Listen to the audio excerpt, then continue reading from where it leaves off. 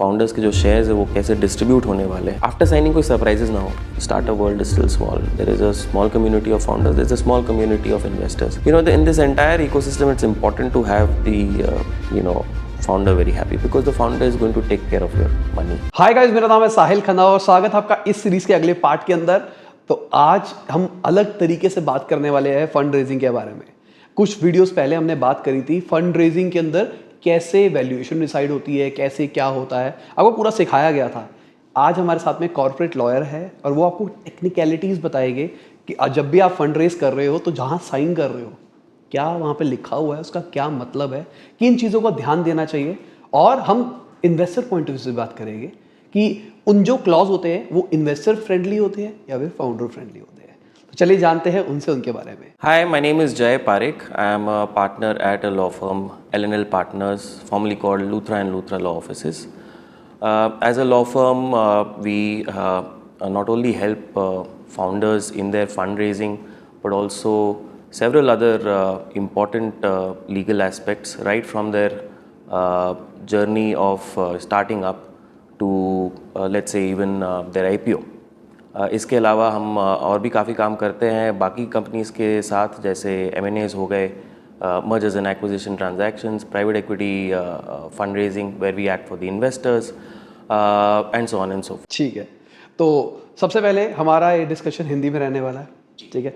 आप अभी चलो इंग्लिश में बात करने के तो हिंदी बात करेंगे, ठीक है जी, कोशिश करेंगे। तो सबसे पहले तो आप मुझे ये बताओ कि मैं एक फाउंडर हूँ और मुझे फंड रेजिंग करनी है, तो पहली चीज़, क्या इन्वेस्टर्स भी आप ढूंढ के देते हो? नहीं, इन्वेस्टर्स एक्चुअली या तो इन्वेस्टमेंट बैंकर्स होते हैं जो इन्वेस्टर्स लाके इन्वेस्टर्स और फाउंडर्स को मिलाते हैं। बहुत सारे ऐसे एंजल इन्वेस्टर्स हैं जो खुद ही इस स्टार्टअप वर्ल्ड में इतने एक्टिव रहते हैं कि उन्हें through some other startups where they've helped in fund raising उन्हें कॉन्टैक्ट्स मिलते हैं and they are able to connect founders who are fund raising for the first time and investor. ठीक है, तो मेरे पास एक स्टार्टअप है जो कि ठीक ठाक चल रहा है। अब मेरे को एक इन्वेस्टर ने अप्रोच किया जो मुझ में इन्वेस्ट करना चाहता है। अब मैं आपके पास आता हूँ, what's next? So I am assuming कि ये एंजल राउंड होगा because typically the first round is FFF, friends, family and fools. उसके बाद आपके angel investments आती हैं।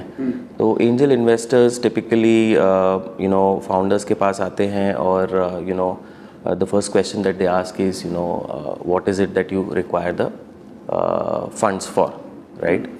और अगर ये angel investor के investment philosophy में fit करता है तो then the angel investor actually wants to take this ahead.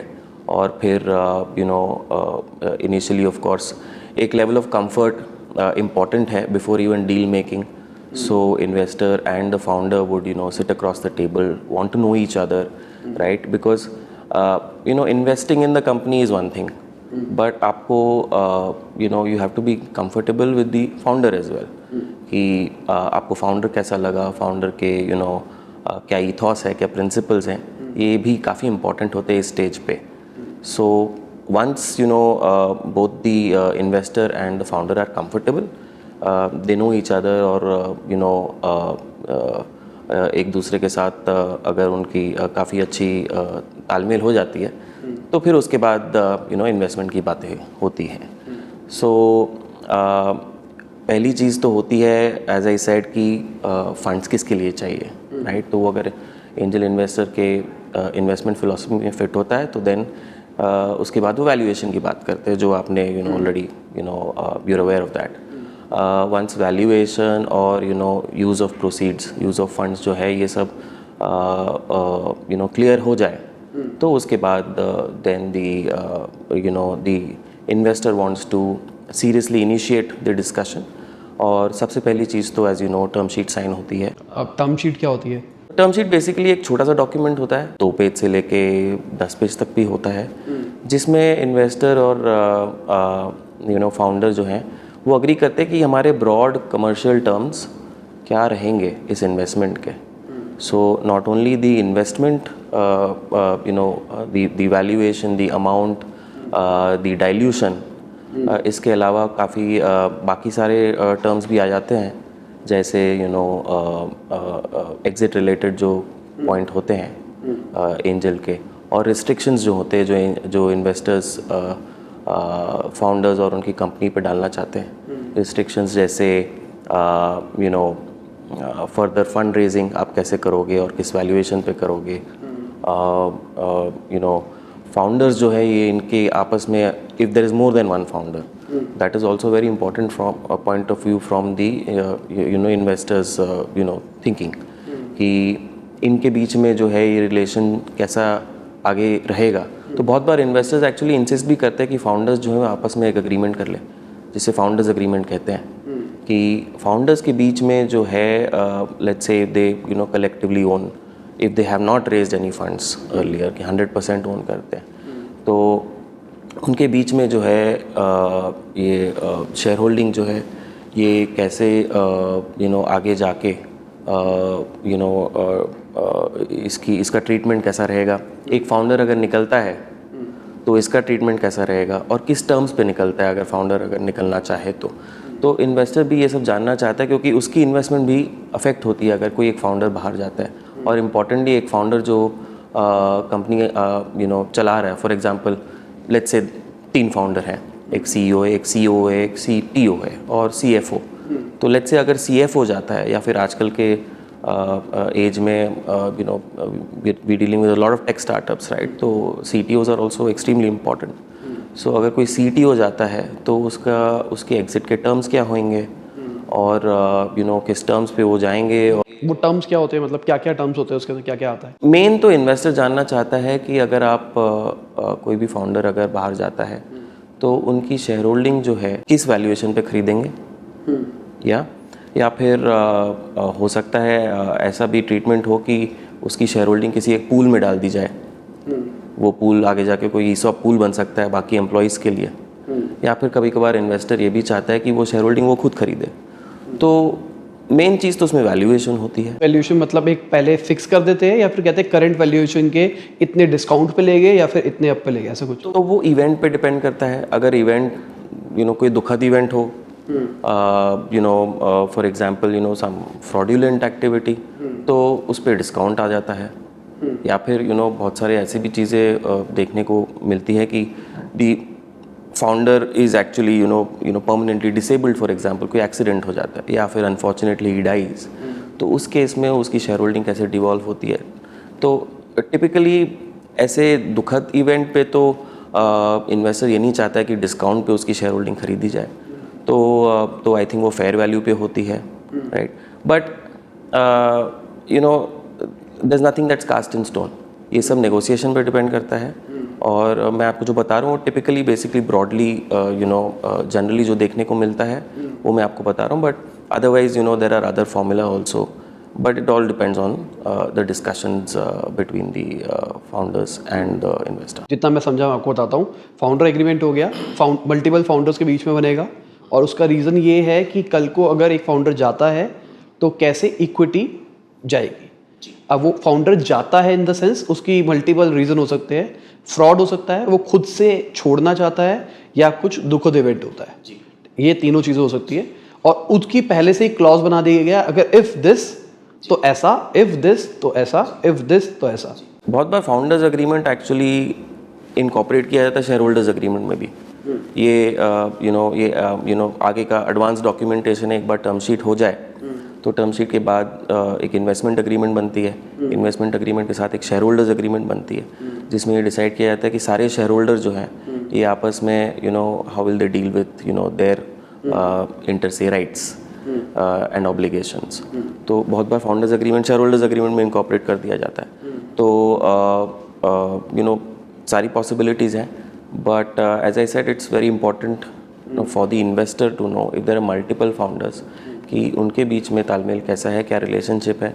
Once that is investor satisfy हो जाता है कि सब ठीक चल रहा है, कोई प्रॉब्लम नहीं है, उसके बाद they take the next step of deciding on the investment. अगर मैं फाउंडर्स एग्रीमेंट की बात करके चलूँ, उसमें क्या क्या चीज़ें हैं जिसका ध्यान रखना चाहिए? सो फाउंडर्स एग्रीमेंट में जैसे मैंने कहा कि फ्रॉम अ फाउंडर्स पर्सपेक्टिव उसको देखना है कि whether he is going to be treated fairly, right.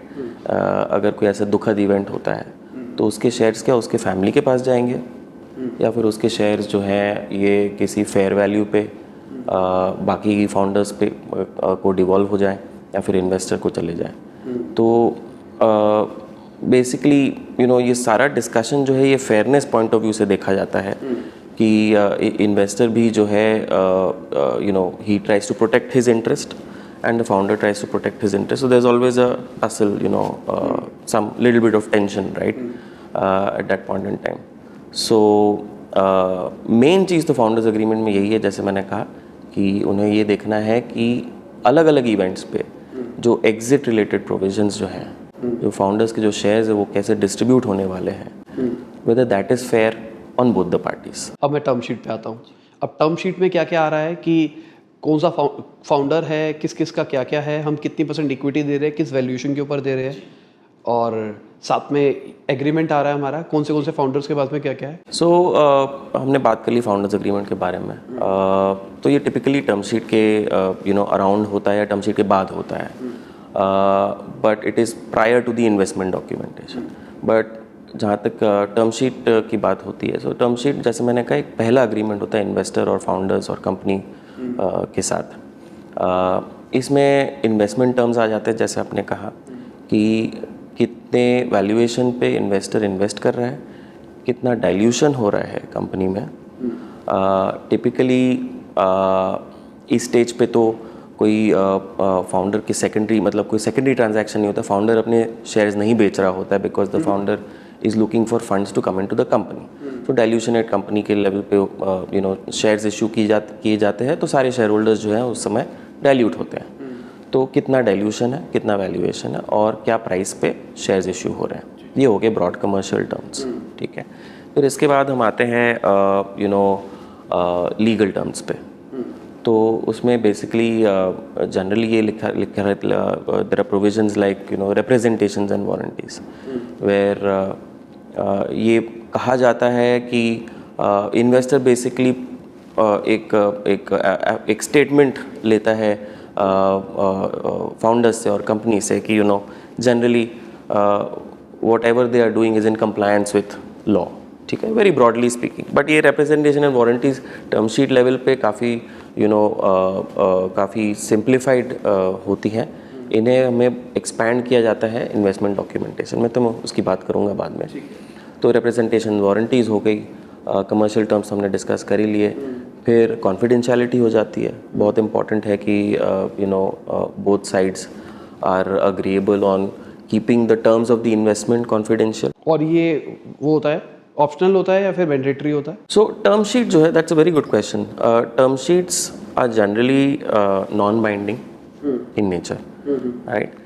Because non binding क्यों होता है? बिकॉज टर्म शीट के बाद ड्यू डिलिजेंस होती है, बहुत इंपॉर्टेंट एस्पेक्ट है, where investor conducts legal, technical, financial, accounting due diligence on the target company. तो वंस ड्यू डिलिजेंस में सब क्लियर हो जाए तो उसी के बाद वो इन्वेस्टमेंट जो है वो वो पक्की हो जाती है, और उसके बाद इन्वेस्टमेंट डॉक्यूमेंटेशन जो बाइंडिंग होते हैं तब साइन किए जाते हैं। इसीलिए टिपिकली टर्म शीट जो है उसको नॉन बाइंडिंग रखी जाती है एक्सेप्ट फॉर सर्टेन टर्म्स, जैसे कभी कभार एक्सक्लूसिविटी आ जाता है, राइट? इन्वेस्टर और फाउंडर जो है ये दोनों चाहते हैं कि अगर हम इस लेवल पे बात कर रहे हैं, इस एडवांस स्टेज पे बात कर रहे हैं, तो हम दोनों और किसी से बात नहीं करेंगे for let's say 3 month period. ठीक है, इन्वेस्टर को भी उससे कॉन्फिडेंस आता है कि ये फाउंडर जो है ये हमारा टाइम ना वेस्ट करे, हमारे साथ टर्म शीट साइन करके किसी और से भी बात कर रहा है फंड रेजिंग की, तो हो सकता है हमसे फंड्स ना ले, तो हमने जो टाइम, एफर्ट, रिसोर्सेज जो डाले ये वेस्ट हो जाते हैं। तो इसीलिए एक्सक्लूसिविटी एक बाइंडिंग प्रोविज़न हो जाती है इसमें, और 1 महीने से लेकर 3 महीने तक कुछ भी एक एक्सक्लूसिविटी टर्म होता है, एक पीरियड होता है। कॉन्फिडेंशियलिटी हो जाती है कि you will keep the terms of the investment confidential. फिर आपके अगर वैल्यूएशन तब तक फिक्स हो गई है प्री ड्यू डिलिजेंस, कम ही है, होता है ऐसा, बट ऐसे दोनों चीज़ें देखी हमने। अगर वैल्यूएशन फिक्स हो गई तो बहुत बार फाउंडर ये भी कहता है कि आप फिक्स कर लो वैल्यूएशन टर्म शीट के स्टेज पे, और इसे भी बाइंडिंग रखते हैं, तो कभी कभार वो भी होता है। और जो गवर्निंग लॉ और डिस्प्यूट रेजोल्यूशन का एक प्रोविज़न होता है कि this term sheet is governed by Indian laws, और हमारे बीच में अगर कोई डिस्प्यूट होता है तो हम मुंबई के कोर्ट्स में डील करेंगे या फिर आर्बिट्रेशन में जाएंगे। तो ये टिपिकली बाइंडिंग प्रोविजंस हो जाते हैं टर्म शीट में। बाकी सारे प्रोविजंस जो होते हैं वो नॉन बाइंडिंग इन नेचर होते हैं। ठीक है, तो टर्म शीट की बात करते हैं। टर्म शीट में एक तो वैल्यूएशन रिलेटेड सारी चीज़ें आ गई, जियो कमर्शियल एस्पेक्ट्स आ गए। दूसरा लीगल आ गया कि आप जीएसटी फाइल कर रहे हो, आप जो भी रिटर्न्स होती है वो सब कुछ you generally in compliance with applicable law, right. और फिर वो प्रोविजंस होते हैं जिसमें ये कहा जाता है कि हम एक टाइमलाइन वाला प्रोविजन होता है कि हम अगले 2 महीने तक आप पे ड्यू डिलिजेंस करेंगे। तो आप पूरा कोऑपरेट करोगे हमारे साथ, सारे डॉक्यूमेंट्स दोगे। फिर एक प्रोविज़न होता है जो कहता है कि ड्यू डिलिजेंस सेटिस्फैक्ट्री हुआ तो इसके बाद हम ये डॉक्यूमेंट्स एंटर करेंगे। फिर मैंने जैसे कहा ये कॉन्फिडेंशियलिटी प्रोविज़न आ जाते हैं और एक्सक्लूसिविटी आ जाती है और गवर्निंग लॉ और डिस्प्यूट रेजोल्यूशन। टिपिकली ये है ब्रॉड फ्रेमवर्क टर्म शीट का। ठीक है। अब जैसे आपने बोला कि एक्सक्लूसिविटी है, वो ऑप्शनल है। अगर जैसे एग्जांपल के लिए एक्सक्लूसिविटी का as a founder point of view थोड़ा सा नुकसान भी हो सकता है, तो ये ऑप्शनल भी होता है फाउंडर के पास में। तो हमने 2 टाइप की टर्म शीट्स देखी हैं जिसमें एक्सक्लूसिविटी होती भी है और जिसमें एक्सक्लूसिविटी नहीं भी होती है, ठीक है, राइट। और अगर एक्सक्लूसिविटी होती भी है तो उसमें पीरियड कभी कभार काफ़ी शॉर्ट होता है, 30 दिन का होता है। क्योंकि फॉर एग्जांपल बहुत फाउंडर्स जो हैं वो जल्दी फंड्स रेज करना चाह रहे होते हैं। So they don't want to be boxed down, they don't want to be tied down to a longer period कि हाँ अगर इस इन्वेस्टर के साथ बात नहीं बनी तो फिर मैं क्विकली दूसरे इन्वेस्टर के पास जाना चाहूँगा, तो मैं ठीक है 15 से 30 दिन या मैक्सिमम 1.5 महीने दे सकता हूँ इस इन्वेस्टर को ड्यू डिलिजेंस के लिए। तो everything is possible, it all depends on, but as I said from the investor point of view ये काफ़ी एक important provision रह जाता है कि अगर हम अपना टाइम एनर्जी रिसोर्सेज डिवोट कर रहे हैं 1 महीने के लिए 2 महीने के लिए, आप पे स्टडी कर रहे हैं और हमने एजेंसीज अपॉइंट की, हमने लॉ फर्म अपॉइंट की है, हमने सीए फर्म अपॉइंट किया है, हमने हो सकता है बिग 4 अपॉइंट किया है आप पे ड्यू डिलिजेंस करने के लिए, तो if we are going out of pocket and typically out of pocket तो वो नहीं होते हैं क्योंकि अगर इन्वेस्टमेंट आगे बढ़ती है तो उस इन्वेस्टमेंट से वो अमाउंट्स जो है वो डिडक्ट किए जाते हैं। ओके, मैं यही पूछने वाला था। हाँ, तो 90% ऑफ द टाइम्स ये जो कॉस्ट जो होते हैं ट्रांजैक्शन कॉस्ट्स, और ट्रांजैक्शन कॉस्ट में एडवाइज़र की फ़ीस आ जाती है मेनली, और दूसरी होती है स्टैम्प ड्यूटी। तो ये जो है जनरली ये टारगेट कंपनी बेयर करती है। एग्जाम्पल के लिए मान के चलते हैं कि मैं 10 करोड़ का राउंड रेस कर रहा हूँ, अब ड्यू डिलिजेंस के 2 करोड़ लग गए। मैं जिससे कर रहा था उन्होंने कहा कि भाई मुझे तो मैकेंजी चाहिए और मुझे तो लॉ फर्म भी ऐसी चाहिए, मुझे तो सीए भी यह चाहिए, और ड्यू डिलिजेंस में मैंने तो अपने एंड से पूरा कोऑपरेट किया, अब ड्यू डिलिजेंस से 2 करोड़ लग गए, मेरे को तो बहुत मोटा लॉस हो गया। वो कैप किया जाता है टिपिकली। और ये इस टाइप के ट्रांजैक्शन कॉस्ट जो होते हैं वो काफ़ी लेट स्टेज, काफ़ी एडवांस्ड स्टेज पे जो कंपनी होती है ग्रोथ कैपिटल जब रेज करती है तब इस टाइप के ट्रांजैक्शन कॉस्ट लगते हैं। But if you looking at angel round और A series ABC, right, the company size is not so big, इस टाइप के ट्रांजैक्शन कॉस्ट नहीं दिखते हैं। कितना होता है? Again there is no fixed range, transaction cost could be around 1 to 2%। Okay, ठीक है। बहुत बार ऐसा भी होता है कि काफ़ी बार इन्वेस्टर्स जो होते हैं they are so excited with the founder and the founders idea, right, वो बहुत बार ड्यू डिलिजेंस नहीं भी करते हैं।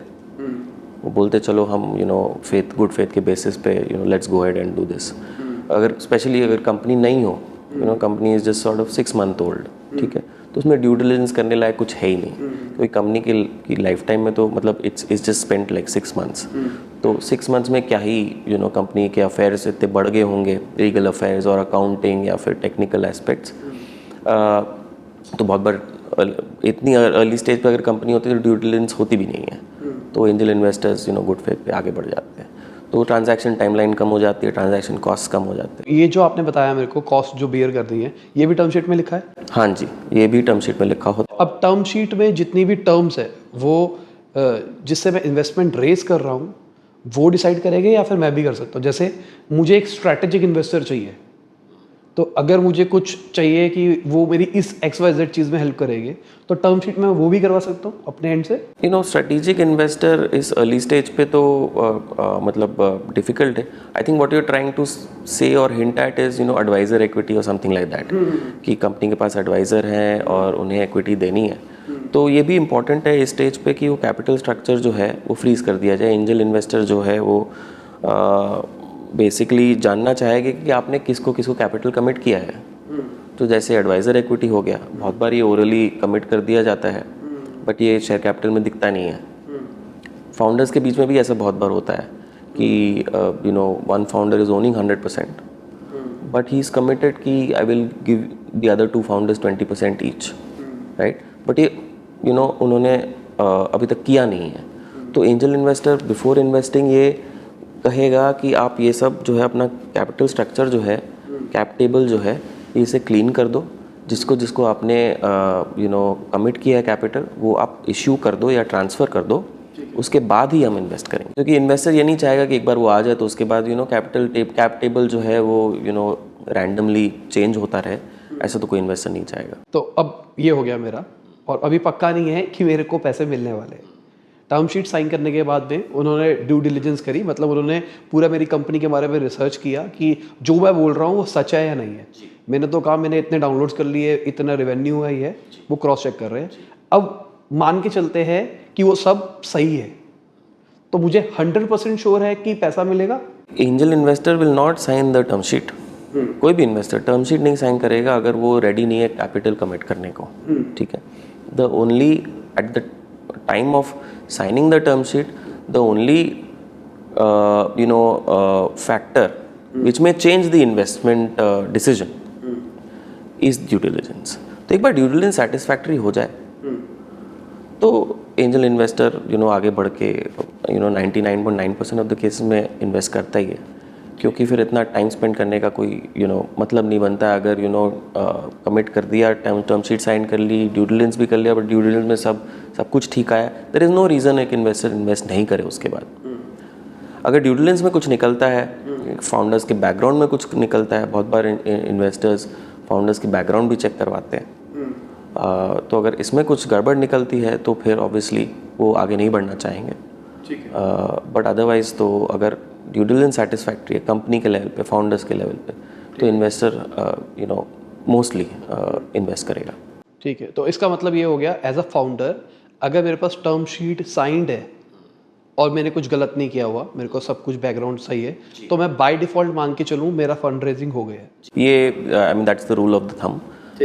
मतलब ऐसी होता है नहीं। अदरवाइज क्या होता है, अगर फाउंडर जो है, फाउंडर ने मना कर दिया कैपिटल लेने से, इतने you know you walked so far together, 2-3 महीने साथ में बिताए, फाउंडर को परहैप्स कोई दूसरी वैल्यूएशन मिल गई जो अच्छी है, राइट।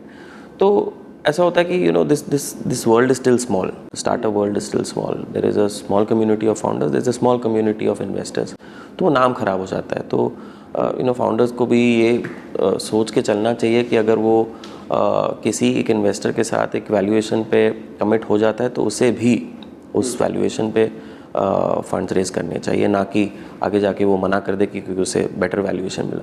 हाँ, बहुत बार ऐसा यू नो नेगोशिएशन भी होती है कि यू नो हमें थोड़ा सा बेटर वैल्यूएशन मिला है, ओरली किसी से बात की थी और someone approached us and said we will give you this valuation. So even after term sheet if you go to the investor and say कि हाँ बेटर वैल्यूएशन मिल रहा है, अगर आप कुछ यू नो अपना वैल्यूएशन बढ़ा दो, तो बहुत बार ऐसा भी देखने को मिला है कि इन्वेस्टर जो है थोड़ा सा बढ़ा भी देता है, just so that you know the founder is happy.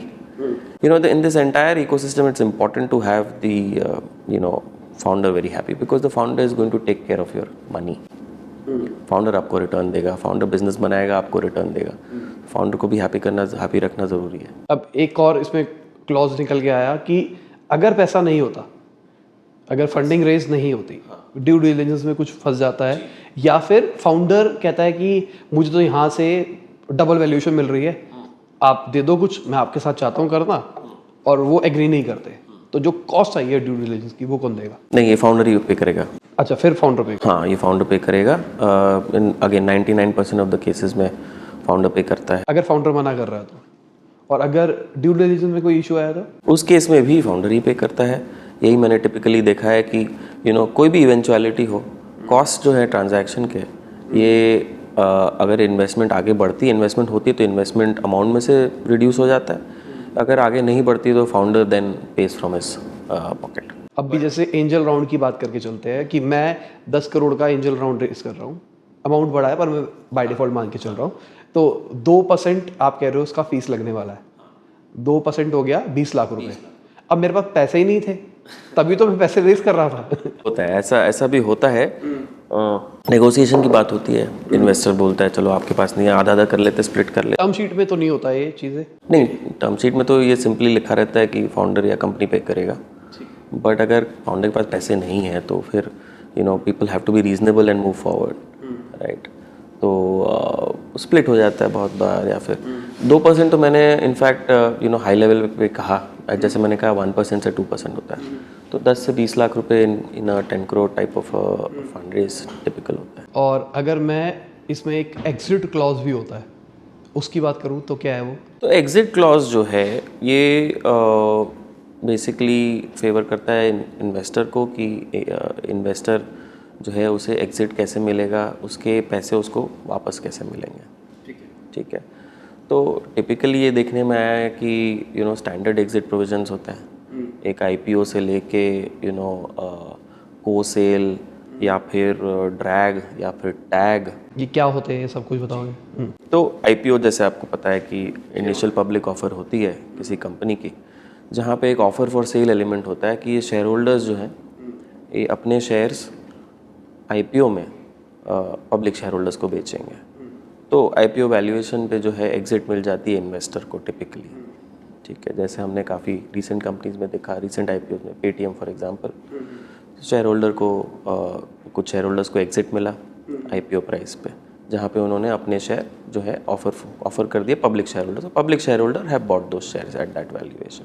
तो ये हो गई एक आईपीओ एग्जिट। बट ये typically it's a gamble, it all depends on the market. अभी तो पिछले 1.5-2 साल से मार्केट इज़ हॉट, तो काफ़ी स्टार्टअप्स जो है पिछले 8-10 साल में जिन्होंने फंड रेस किए थे उनके इन्वेस्टर्स को अच्छा एग्जिट मिला है। ये प्रोविज़न ज़रूर रहता है टर्म शीट पे, बट ये भी लिखा होता है कि मार्केट कंडीशन पर डिपेंड करता है कि हर कंपनी तो आईपीओ नहीं कर सकती है। तो हो सकता है कि आईपीओ कंडीशंस फेवरेबल ना हो, एग्जिट नहीं मिल पा रहा है इन्वेस्टर को। तो ये सिर्फ एंजल इन्वेस्टमेंट के लिए नहीं है, ये सक्सेसिव इन्वेस्टमेंट्स के लिए भी होता है। Everybody's favoured exit is an IPO exit, because IPO में टिपिकली प्राइसिंग अच्छी मिलती है। तो ये हो गया आईपीओ एग्जिट। आईपीओ एग्जिट अगर नहीं होता है, इसमें हम कुछ टाइमलाइन भी सेट करते हैं कि 5 साल में इतना हो जाना चाहिए, ऐसा कुछ? टाइमलाइन टिपिकली हम सेटअप करते हैं। एंजल इन्वेस्टर्स के अर्ली स्टेज इन्वेस्टर्स के टाइमलाइन थोड़े ज़्यादा लंबे होते हैं, राइट। सो मैंने टिपिकली देखा है 5 साल से लेके 8 साल, कुछ भी इसके बीच में कोई भी एक क्लॉज कहता है कि 5 से 8 साल के बीच हम आईपीओ करेंगे अगर फेवरेबल कंडीशंस हैं तो। और इसमें रिटर्न की बात भी करी जाती है कि कितना रिटर्न होगा, या ऐसा कुछ नहीं है?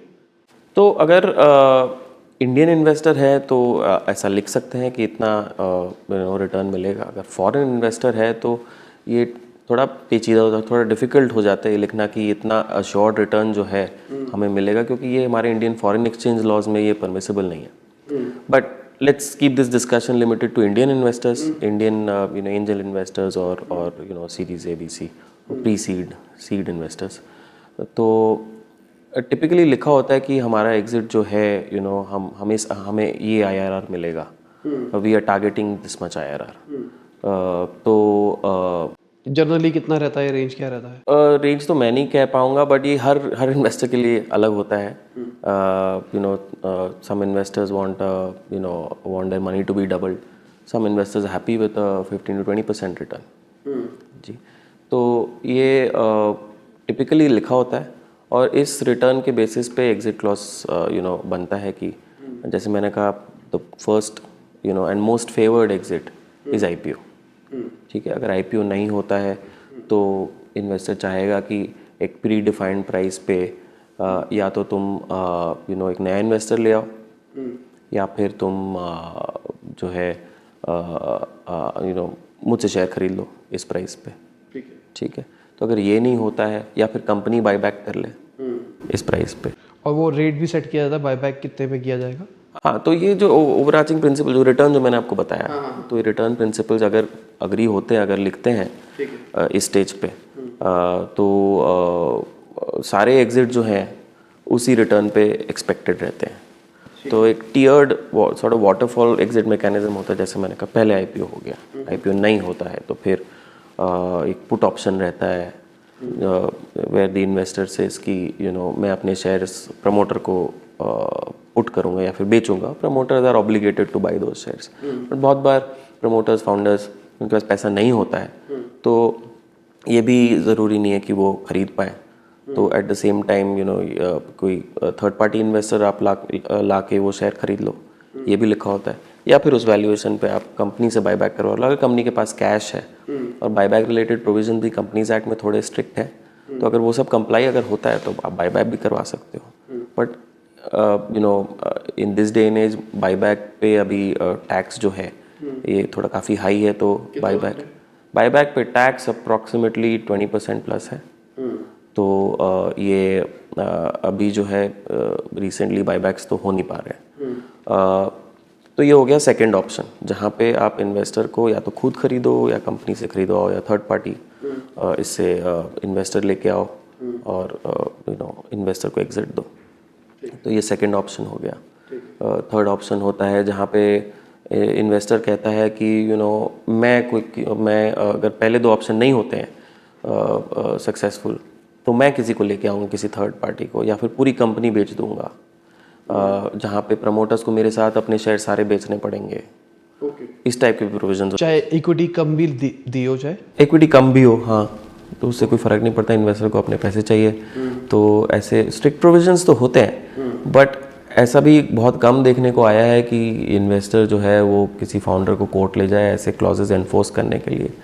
टिपिकली ये सारे एग्जिट प्रोविजंस ये वाटरफॉल में रहता है, राइट। सो प्रेफरेंस 1 मैंने कहा आईपीओ, अगर आईपीओ नहीं होता है तो दूसरे ऑप्शन में दूसरा ऑप्शन नहीं होता, तीसरा ऑप्शन नहीं होता, चौथा ऑप्शन, अच्छा लास्ट ऑप्शन ये होता है कि भाई हम जो है कंपनी बेच देंगे और आप अपने जो शेयर्स हैं वो सारे थर्ड पार्टी इन्वेस्टर को रेट भी, जो रेट मिलेगा वो रेट पे बेच देंगे। हाँ, डिस्काउंट पे भी हो सकता है, फेयर वैल्यू पे भी हो सकता है, या फिर जो रेट आए उस रेट पे हम बेचते हैं। तो इस टाइप के काफ़ी स्ट्रिक्ट क्लॉजेज होते हैं जो फाउंडर्स के लिए इट्स नॉट ये very beneficial, but these are the down sides of raising capital from investors. Investor भी चाहेगा कि उसका कैपिटल जो है, उसका कैपिटल प्लस रिटर्न उसको मिल जाए कैसे भी करके। ऑब्वियस ही बात है, इन्वेस्टर ने अपना पैसा डाला है कंपनी में, और फाउंडर भी ये चाहेगा कि उसे वो एग्जिट मिले। बहुत बार ऐसा होता है कि एग्जिट नहीं मिल पाता है। तो ऐसा देखने में नहीं आया कि इन्वेस्टर जो है वो किसी फाउंडर को या कंपनी को has dragged them to court to enforce an exit provision. तो मैं ये कहना चाह रहा हूँ कि एग्जिट प्रोविजंस जो हैं वो काफ़ी डिटेल्ड आउट तो होते ही हैं एग्रीमेंट में, बट ऐसा नहीं होता कि अगर कोई एग्जिट ना दे पाए तो फिर वो इन्वेस्टर उसे कोर्ट ले जाता है। क्योंकि अगेन ये वही बात हो जाती है जो मैंने पहले कहा कि ये जो इकोसिस्टम जो है अभी भी स्मॉल है, investor world is small, founder world is small. अगर investor acts very tough on founders, investor का भी फाउंडर वर्ल्ड में एक नाम खराब हो जाता है कि ये तो हमें कोर्ट ले जाता अगर एग्जिट नहीं देते हैं तो। हाँ, ऑफ कोर्स अगर आपने कोशिश नहीं की या फिर आपने कुछ गड़बड़ की एज अ फाउंडर, आप एग्जिट नहीं दे पा रहे हो, even though you have all the options of giving an exit, तो हाँ, तो कभी कभार बात जो है बिगड़ जाती है। बट जैसा कि मैंने कहा, जनरली ऐसा नहीं होता है कि इन्वेस्टर जो है एग्जिट ऐसे स्ट्रिक्टली एनफोर्स करे। हाँ, अब टर्म शीट डन हो चुकी है, इस पर हमने क्लॉज के बारे में बात कर ली है। तो टिपिकली यही जो क्लॉजेज जो हमने डिस्कस किए, यही क्लॉजेज एक्सपैंड होते हैं इन्वेस्टमेंट डॉक्यूमेंटेशन में। तो इन्वेस्टमेंट डॉक्यूमेंटेशन क्या होती है? तो जैसे हमने देखा, टर्म शीट हो गई, ड्यू डिलिजेंस हो गया, both parties have decided that they want to go ahead with the investment. So वो साइन करते हैं डेफिनेटिव अग्रीमेंट्स। ठीक है, जनरली इसको ट्रांजैक्शन डॉक्यूमेंट्स, डेफिनेटिव अग्रीमेंट्स बोलते हैं। Basically the binding agreements governing the investment. तो एक इन्वेस्टमेंट अग्रीमेंट तैयार होती है, शेयर होल्डर्स अग्रीमेंट भी तैयार होती है, या फिर बहुत बार दोनों अग्रीमेंट्स को कंबाइन कर दिया जाता है। तो share subscription cum share holders agreement, ये तो सब नॉमेनक्लेचर है। बट बात यह है कि दो चीज़ें जो हैं वो इस स्टेज पे broadly are required to be captured in binding documentation. One is the investment related terms, और दूसरा जो है पोस्ट इन्वेस्टमेंट शेयर होल्डर्स के बीच में आपस में जो राइट्स एंड ऑब्लिगेशंस है, या फिर share holders on the one hand और company on the other hand, इनके बीच में राइट्स और ऑब्लिगेशंस जो है ये कैसे रहेंगे, ये सब लिखा जाता है। ठीक है, इसको थोड़ा डिटेल में एक्सप्लेन करोगे? सो इन्वेस्टमेंट की बात करें, इन्वेस्टमेंट अग्रीमेंट तो investment agreement basically will say कि इस वैल्यूएशन पे इतने शेयर्स इशू किए जा रहे हैं कंपनी द्वारा इन्वेस्टर को, और इन्वेस्टर जो है इतने शेयर्स पिकअप करेगा और इतना शेयर कैपिटल उसे मिलेगा, and this is the amount of money that the investor is going to invest. ठीक है, तो उसमें बहुत कंडीशंस भी बहुत बार आ जाती हैं कि फॉर एग्जांपल अगर ड्यू डिलिजेंस में कुछ ऐसा निकलता है कि ये ठीक नहीं है, बट ये जो है कंपनी ठीक कर सकती है। So for example some filings, जैसे कंपनीज एक्ट के अंडर फाइलिंग्स होती है ministry of corporate affairs MCA में, ROC में। तो ROC में कुछ फाइलिंग्स अगर ना की हो तो इन्वेस्टर चाहेगा कि ये सब जो नॉन कंप्लायंसेस हैं, अगर ये रेमेडी हो सकते हैं, ये ठीक हो सकते हैं, तो मेरे इन्वेस्टमेंट के पहले आप करके दो। तो इसे टिपिकली हम कंडीशन प्रेसिडेंट कहते हैं, condition precedent to the investment. कि ये जो 8-10 कंडीशन जो हमारी ड्यू डिलिजेंस से में से हमने निकाली है, इसीलिए ड्यू डिलिजेंस की जाती है, पता करने के लिए कि कहाँ नॉन कंप्लायंसेस है, कहाँ इश्यूज़ है। तो अगर वो नॉन कंप्लायंस और इश्यूज़ अगर रेमेडी किए जा सकते हैं तो वो रेमेडी आप पहले कर दीजिए मेरे इन्वेस्टमेंट के। Once the company is sort of fully compliant और एज कंप्लायंट एज पॉसिबल, उसके बाद हम इन्वेस्ट करेंगे। तो कुछ टाइमलाइन दिया जाता है, 15 दिन, 30 दिन, 45 दिन। तो उस बीच आप ये सारे काम कर लो, कंपनी को क्लीन कर दो, उसके बाद हम इन्वेस्ट करेंगे। इसका उल्टा भी हो सकता है एक बार को? इसका उल्टा भी बहुत बार होता है, बट ये टिपिकली अग्रीमेंट जब हम ड्राफ्ट करते हैं इन्वेस्टमेंट अग्रीमेंट, तो तब जब हम ये कंडीशंस डालते हैं तो ये नेगोशिएट होता है। तो before signing the investment agreement, founder या फिर कंपनी रिप्रेजेंटेटिव जो है, कंपनी सेक्रेटरी हो या CFO कोई भी हो, तो बता देगा कि ये अचीवेबल है या ये अचीवेबल नहीं है। उन्हें पता रहता है, किसी को भी पता रहेगा कि ये कंप्लायंस जो नॉन कंप्लायंस ठीक कर सकते हैं, नहीं कर सकते, तो तभी बता देते हैं। तो उस समय ये डिसाइड हो जाता है कि क्या ये इतना क्रिटिकल है इन्वेस्टर के लिए कि वो इसके बिना आगे नहीं बढ़ेगा, इन्वेस्ट नहीं करेगा। अगर इतना क्रिटिकल है तो वो इंसिस्ट करेगा कि आप करके दो। और इतना क्रिटिकल नहीं है जिसपे for example there may be some filings जिसमें द फाइन इज 5,000 रुपीज़, तो बड़ी बात नहीं है।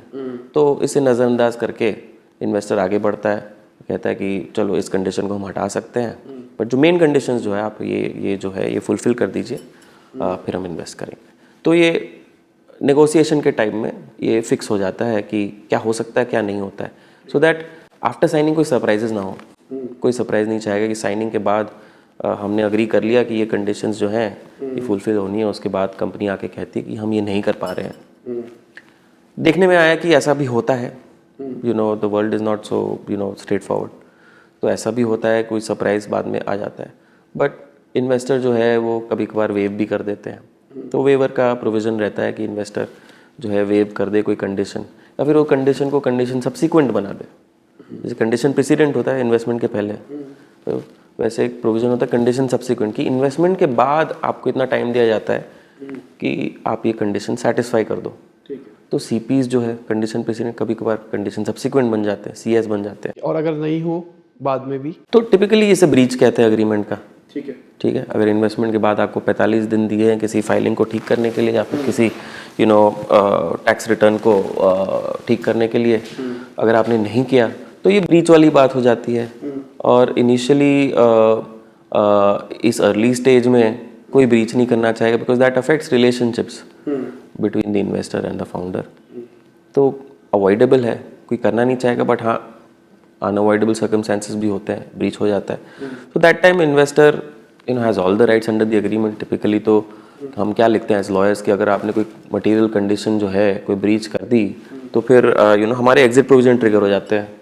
हम टिपिकली उसको बोलते हैं इवेंट ऑफ डिफॉल्ट। आपका breach if that results in an event of default तो फिर हम एग्जिट चाहेंगे आपकी कंपनी से, बट ऐसा टिपिकली होता नहीं है। ये सारे राइट्स जो है डॉक्यूमेंट में लिखे जाते हैं to protect the investor from all points of view, from all circumstances. अगर बाई चांस हो जाता है और उसके बाद फंड्स नहीं है, मैं एग्जांपल एक हाइपोथेटिकल लेके चलता हूँ, ये बात है 2 साल पहले की, कोविड नहीं आया था, तो मेरी एक कंपनी है, उसमें मेरा एक ट्रेडमार्क था जो कि मेरी वाइफ के नाम पे था, ठीक है, अब उसको ट्रांसफ़र करना था, वो बाय डिफ़ॉल्ट था।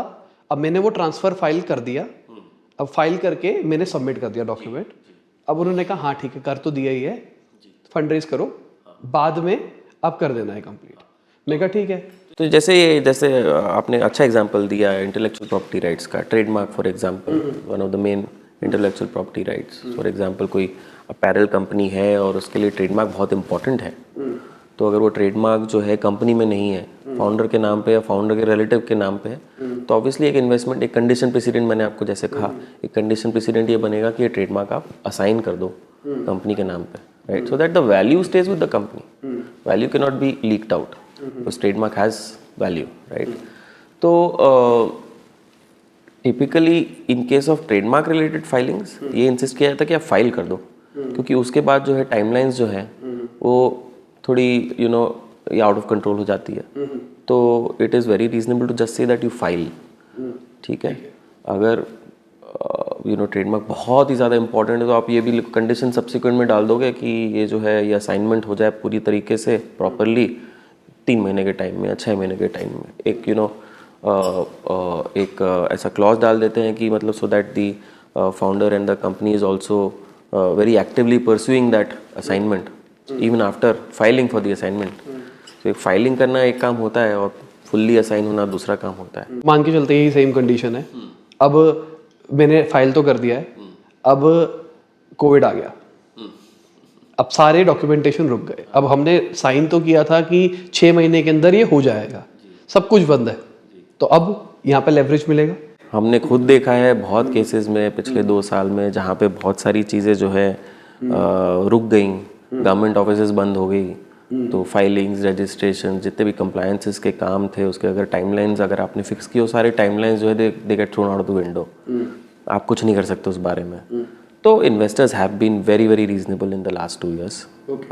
दे have not unnecessarily created problems, because उन्हें भी समझ में आता है कि फाउंडर जो कर सकता था उसने किया है, उसके बियॉन्ड तो उसके हाथ में है ही नहीं। तो बहुत बार ऐसे बहुत डिस्कशन हमारे लॉ फर्म वर्ल्ड में, लीगल वर्ल्ड में हुई है on provisions which are called force majeure. तो फोर्स मज्योर प्रोविजंस होते हैं अग्रीमेंट्स में, हाँ, तो एक स्टैंडर्ड बॉइलर प्लेट हम बोलते हैं इसको, एक स्टैंडर्ड प्रोविजन जो है अग्रीमेंट के लास्ट 2 पेजेस में ये ऐसे 8-10 ऐसे क्लॉजेज आ जाते हैं जिसको हम बॉइलर प्लेट्स कहते हैं। इनमें से एक बॉइलर प्लेट प्रोविजन होता है force majeure. Force majeure basically means something that is beyond your control, right. तो अगर आपने कुछ अग्री किया है अग्रीमेंट में कि आपने ये करना है, आपने वो करना है, आपको ऐसा परफॉर्मेंस देना है, आपको ये फाइलिंग्स करनी है, तो ये प्रोविजन जो है it benefits the parties, right, who are affected by something that is beyond their control. So Covid for example, right, ये कंट्रोल के बाहर है, हर किसी के पेंडेमिक हर किसी के कंट्रोल के बाहर। लॉ पॉलिसीज भी आएगी, गवर्नमेंट पॉलिसीज आई थी। गवर्नमेंट ने कुछ कॉन्टेक्स्ट में, स्पेसिफिक कॉन्टेक्स्ट था, बट गवर्नमेंट ने कहा था कि पेंडेमिक जो है फोर्स मज्योर हम डिक्लेयर करते हैं, बट इसमें कोई फाइनल कोई कोर्ट ऐसा सुप्रीम कोर्ट जजमेंट या हाई कोर्ट जजमेंट इस point of general point of view से नहीं आया कि पेंडेमिक जो है ये फोर्स मज्योर है। बट गवर्नमेंट ने कुछ ऐसे नोटिफिकेशंस इशू किए थे किसी स्पेसिफिक कॉन्टेक्स्ट में कि पेंडेमिक इज फोर्स मज्योर। तो ये जो है ये हमने काफ़ी इंटरप्रेट किया था इस टाइम पे लास्ट 2 years में कि पेंडेमिक फोर्स मज्योर है कि नहीं। थोड़ी किसी और दिन काफ़ी डिटेल में बात कर पाएंगे, बट इस for the purpose of this discussion मैं ज़्यादा डिटेल में नहीं जाना चाहूँगा। अगर मैं फोर्स मेजोर पे एक और एग्जांपल पूछना चाहूँगा, क्रिप्टो की बात करके चलते हैं। अब मैं एक क्रिप्टो फाउंडर हूँ, मेरी एक स्टार्टअप थी, मैंने फंड रेज कर लिया और मैंने एक XYZ रिटर्न का प्रॉमिस भी कर दिया है। अचानक ही गवर्नमेंट पॉलिसी आती है, क्रिप्टो इंडिया में टोटल बैन हो जाती है, तो ये भी फोर्स मेजोर है? नहीं, फोर्स मेजोर नहीं है ये। इनफैक्ट ये किसी भी क्रिप्टो स्टार्टअप के इन्वेस्टमेंट में ये प्रोविज़न ज़रूर रहेगा जो कहेगा कि हमारी इन्वेस्टमेंट जो है, हमारे एग्जिट जो है ये ट्रिगर हो जाते हैं अगर आपका बिजनेस बैन हो जाए।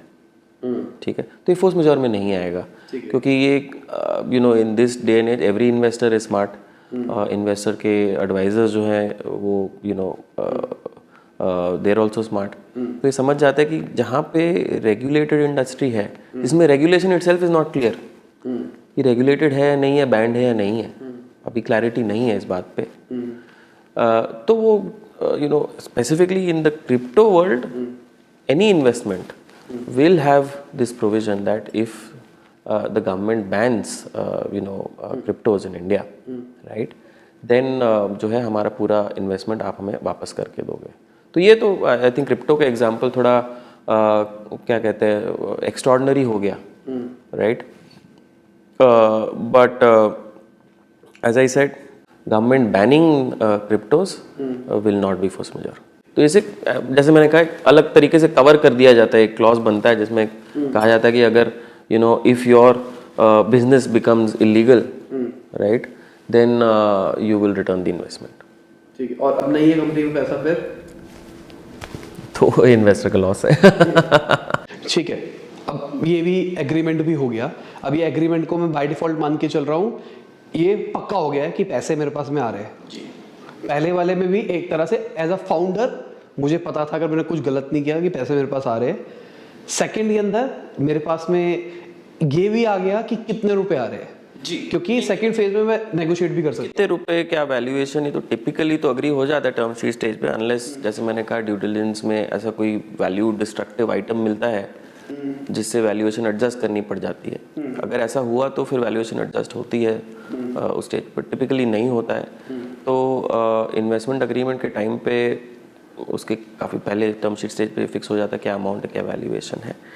तो इन्वेस्टमेंट अग्रीमेंट जो है the way it is different from a term sheet as I said, दो ब्रॉड एस्पेक्ट्स। एक तो ये बाइंडिंग डॉक्यूमेंट हो जाता है कि अगर आप ये सारे कंडीशंस प्रेसिडेंट जो जैसे मैंने कहा ये फुलफिल करते हो तो ये पैसा इस टाइम पे आपको मिल जाएगा अगेंस्ट व्हाट। और पैसा पूरा इकट्ठा मिलेगा, पार्ट्स में मिलेगा, कैसे मिलेगा? वो भी कॉन्ट्रैक्चुअली अग्री होता है।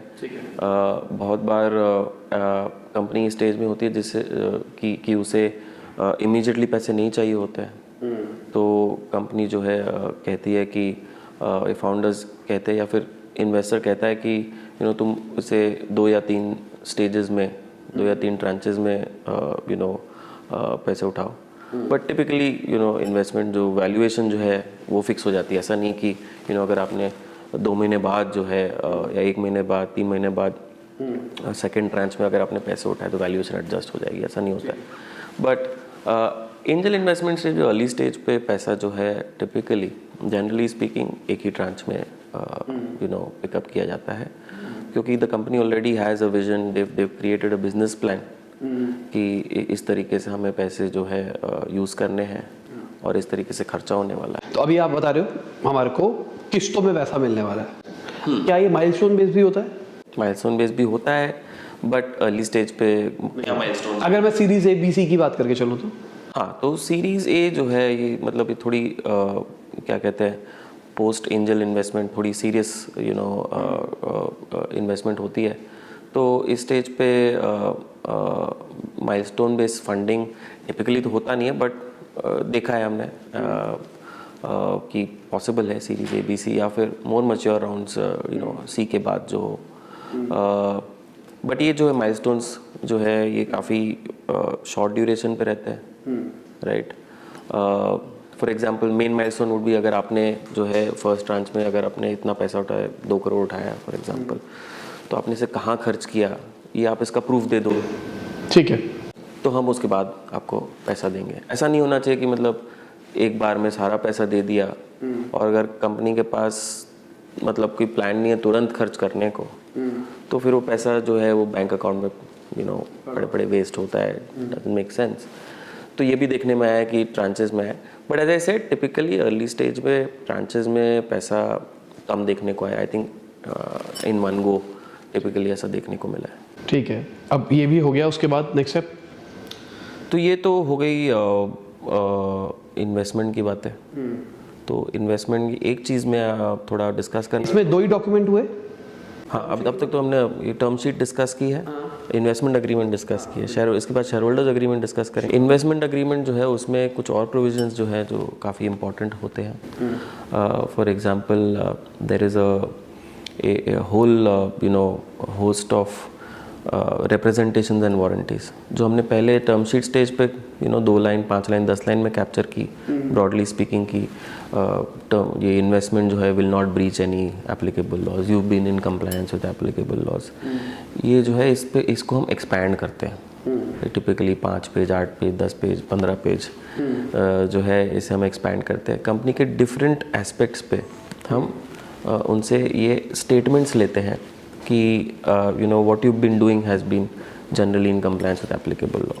So for example ये शेयर कैपिटल आपने जो हमें बताया है that is true and accurate, ये ऐसा हम स्टेटमेंट लेते हैं।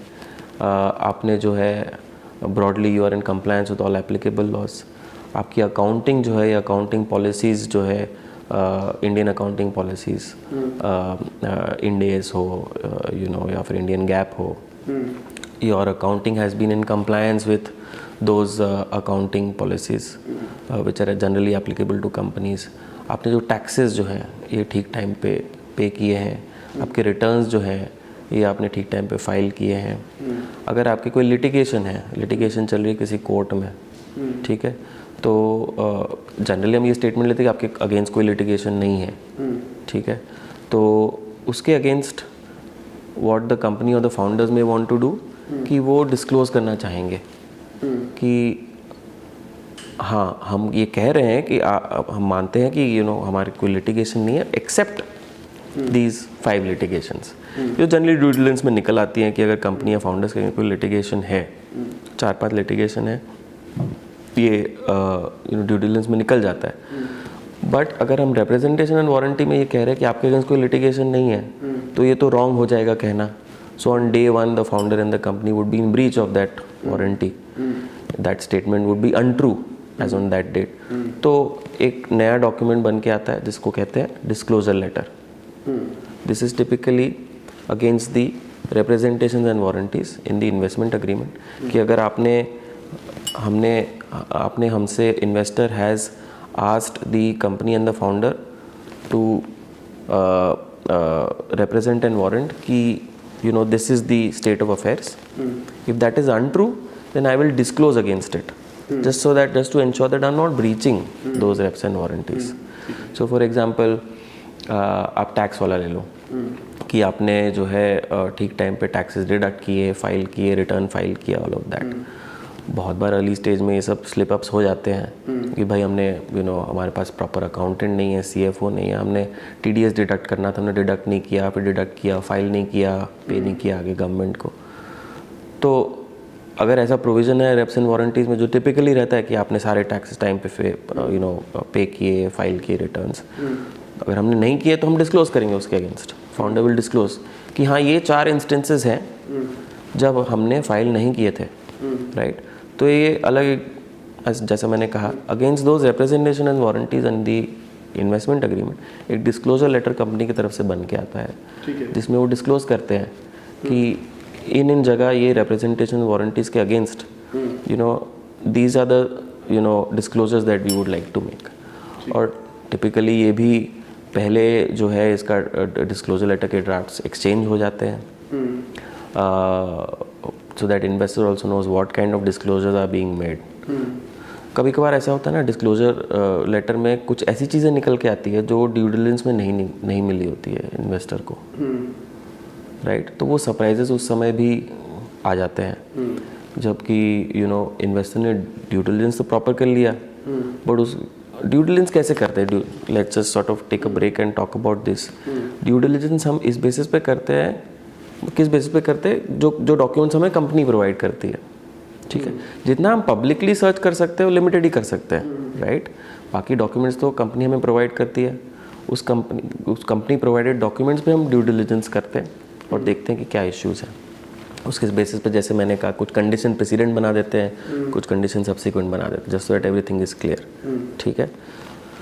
बट ऐसा बहुत बार देखने को आया है, जब हम रिप्रेजेंटेशन और वारंटी लेते हैं कंपनी से, तो एक कुछ नया डिस्क्लोजर में कोई नया एंगल आ जाता है, नया डिस्क्लोजर आ जाता है कि you know there is such and such non compliance, जो हमें डिस्क्लोजर, जो हमने ड्यू डिलिजेंस में हमें नहीं निकला, हमें नहीं दिखाया गया, बट ऐसे सडनली आ जाता है। जैसे हमने रिसेंटली ऐसे डील की थी, not in the startup world, एक M&A ट्रांजैक्शन हमने किया था, जिसमें एक बहुत बड़ा ऐसा एस्पेक्ट आके बहुत बड़ा सरप्राइज़ आया था। बहुत बार ऐसे सरप्राइजेज आ जाते हैं कि आपको लगता है कि मतलब ये डील जो है।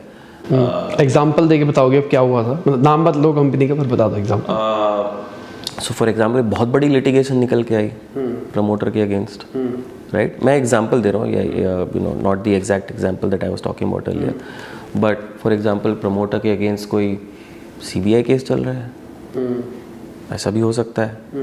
तो अगर प्रमोटर के अगेंस्ट CBI केस चल रहा है, अगर आपको डिस्क्लोज नहीं किया गया ड्यू डिलिजेंस के टाइम पे, और सडनली आप एडवांस स्टेज ऑफ डॉक्यूमेंटेशन पे हो, आप 2 राउंड ऑफ नेगोशिएशन हो गए, सडनली आपका डिस्क्लोजर लेटर आता है प्रमोटर के फाउंडर की तरफ से, कंपनी की तरफ से, जिस पे आपने डिस्क्लोज किया है कि प्रमोटर के अगेंस्ट CBI का केस चल रहा है। तो ये तो काफ़ी बैड फेथ वाली बात हो जाती है। इन्वेस्टर को लगता है कि इतना टाइम हमने बिताया साथ में, ऐसी बड़ी चीज़ तो डिस्क्लोज कर देनी चाहिए थी। ऐसा होता है बहुत बार, मोस्ट ऑफ द टाइम्स ये इनवॉलंटरीली होता है, स्लिप अप्स हो जाते हैं, बताना भूल जाते हैं। बट इन्वेस्टर के पॉइंट ऑफ व्यू से ऐसी चीज़ें काफ़ी सरप्राइजेज जो है वो काफ़ी सीरियसली ली जाती है। Something like major CBI case, because investor ये नहीं चाहेगा कि उसके इन्वेस्टमेंट के 6 महीने बाद प्रमोटर को जेल हो जाए फॉर एग्जांपल, तो कंपनी कौन चलाएगा, राइट। तो ये बहुत इम्पॉर्टेंट चीज़ें होती है कि फ्रॉम अ फाउंडर्स पर्सपेक्टिव कि आप क्या डिस्क्लोज कर रहे हो, आपको एक्चुअली हर कुछ डिस्क्लोज कर देना चाहिए। ये प्रिंसिपल रहना चाहिए कि जितना भी आप बता सकते हो इन्वेस्टर को अपने बारे में, अपनी कंपनी के बारे में, सब आपको डिस्क्लोज करना चाहिए। आइडियली ड्यू डिलिजेंस के टाइम पे करना चाहिए, नहीं होता तो डिस्क्लोजर लेटर के टाइम पे तो बिल्कुल करना चाहिए, जस्ट सो दैट आप आगे जाके किसी रिप्रेजेंटेशन या वारंटी के ब्रीच में ना आ जाओ, राइट। सो ये होगी बात रिप्रेजेंटेशन एंड वारंटीज़ की और उसके अगेंस्ट डिस्क्लोजर लेटर की। तो ब्रॉडली स्पीकिंग ये हो गया हमारा इन्वेस्टमेंट अग्रीमेंट, राइट, जिसमें हमने डिस्कस किया investment terms, condition precedent, condition subsequents, representation warranties, कुछ बॉयलर प्लेट्स होते हैं। जनरली ये हो गया हमारा इन्वेस्टमेंट अग्रीमेंट। अभी हम आते हैं शेयर होल्डर्स अग्रीमेंट पे। तो जैसा कि मैंने पहले कहा कि शेयर होल्डर्स अग्रीमेंट के प्रोविजंस जो है बहुत बार इन्वेस्टमेंट अग्रीमेंट में डाल दिए जाते हैं या फिर अलग रखा जाता है। इसका कोई सॉर्ट ऑफ सेट स्टैंडर्ड नहीं है, बट जस्ट सो दैट काफ़ी अलग अलग डॉक्यूमेंट्स ना देखने पड़े, to save time, effort, energy. Generally देखा गया कि सेम डॉक्यूमेंट में share subscription cum share holders agreement इसको बोलते हैं। इसमें शेयर होल्डर्स अग्रीमेंट वाले प्रोविजंस भी इन्वेस्टमेंट अग्रीमेंट के साथ साथ ही डाल दिए जाते हैं एक ही अग्रीमेंट में।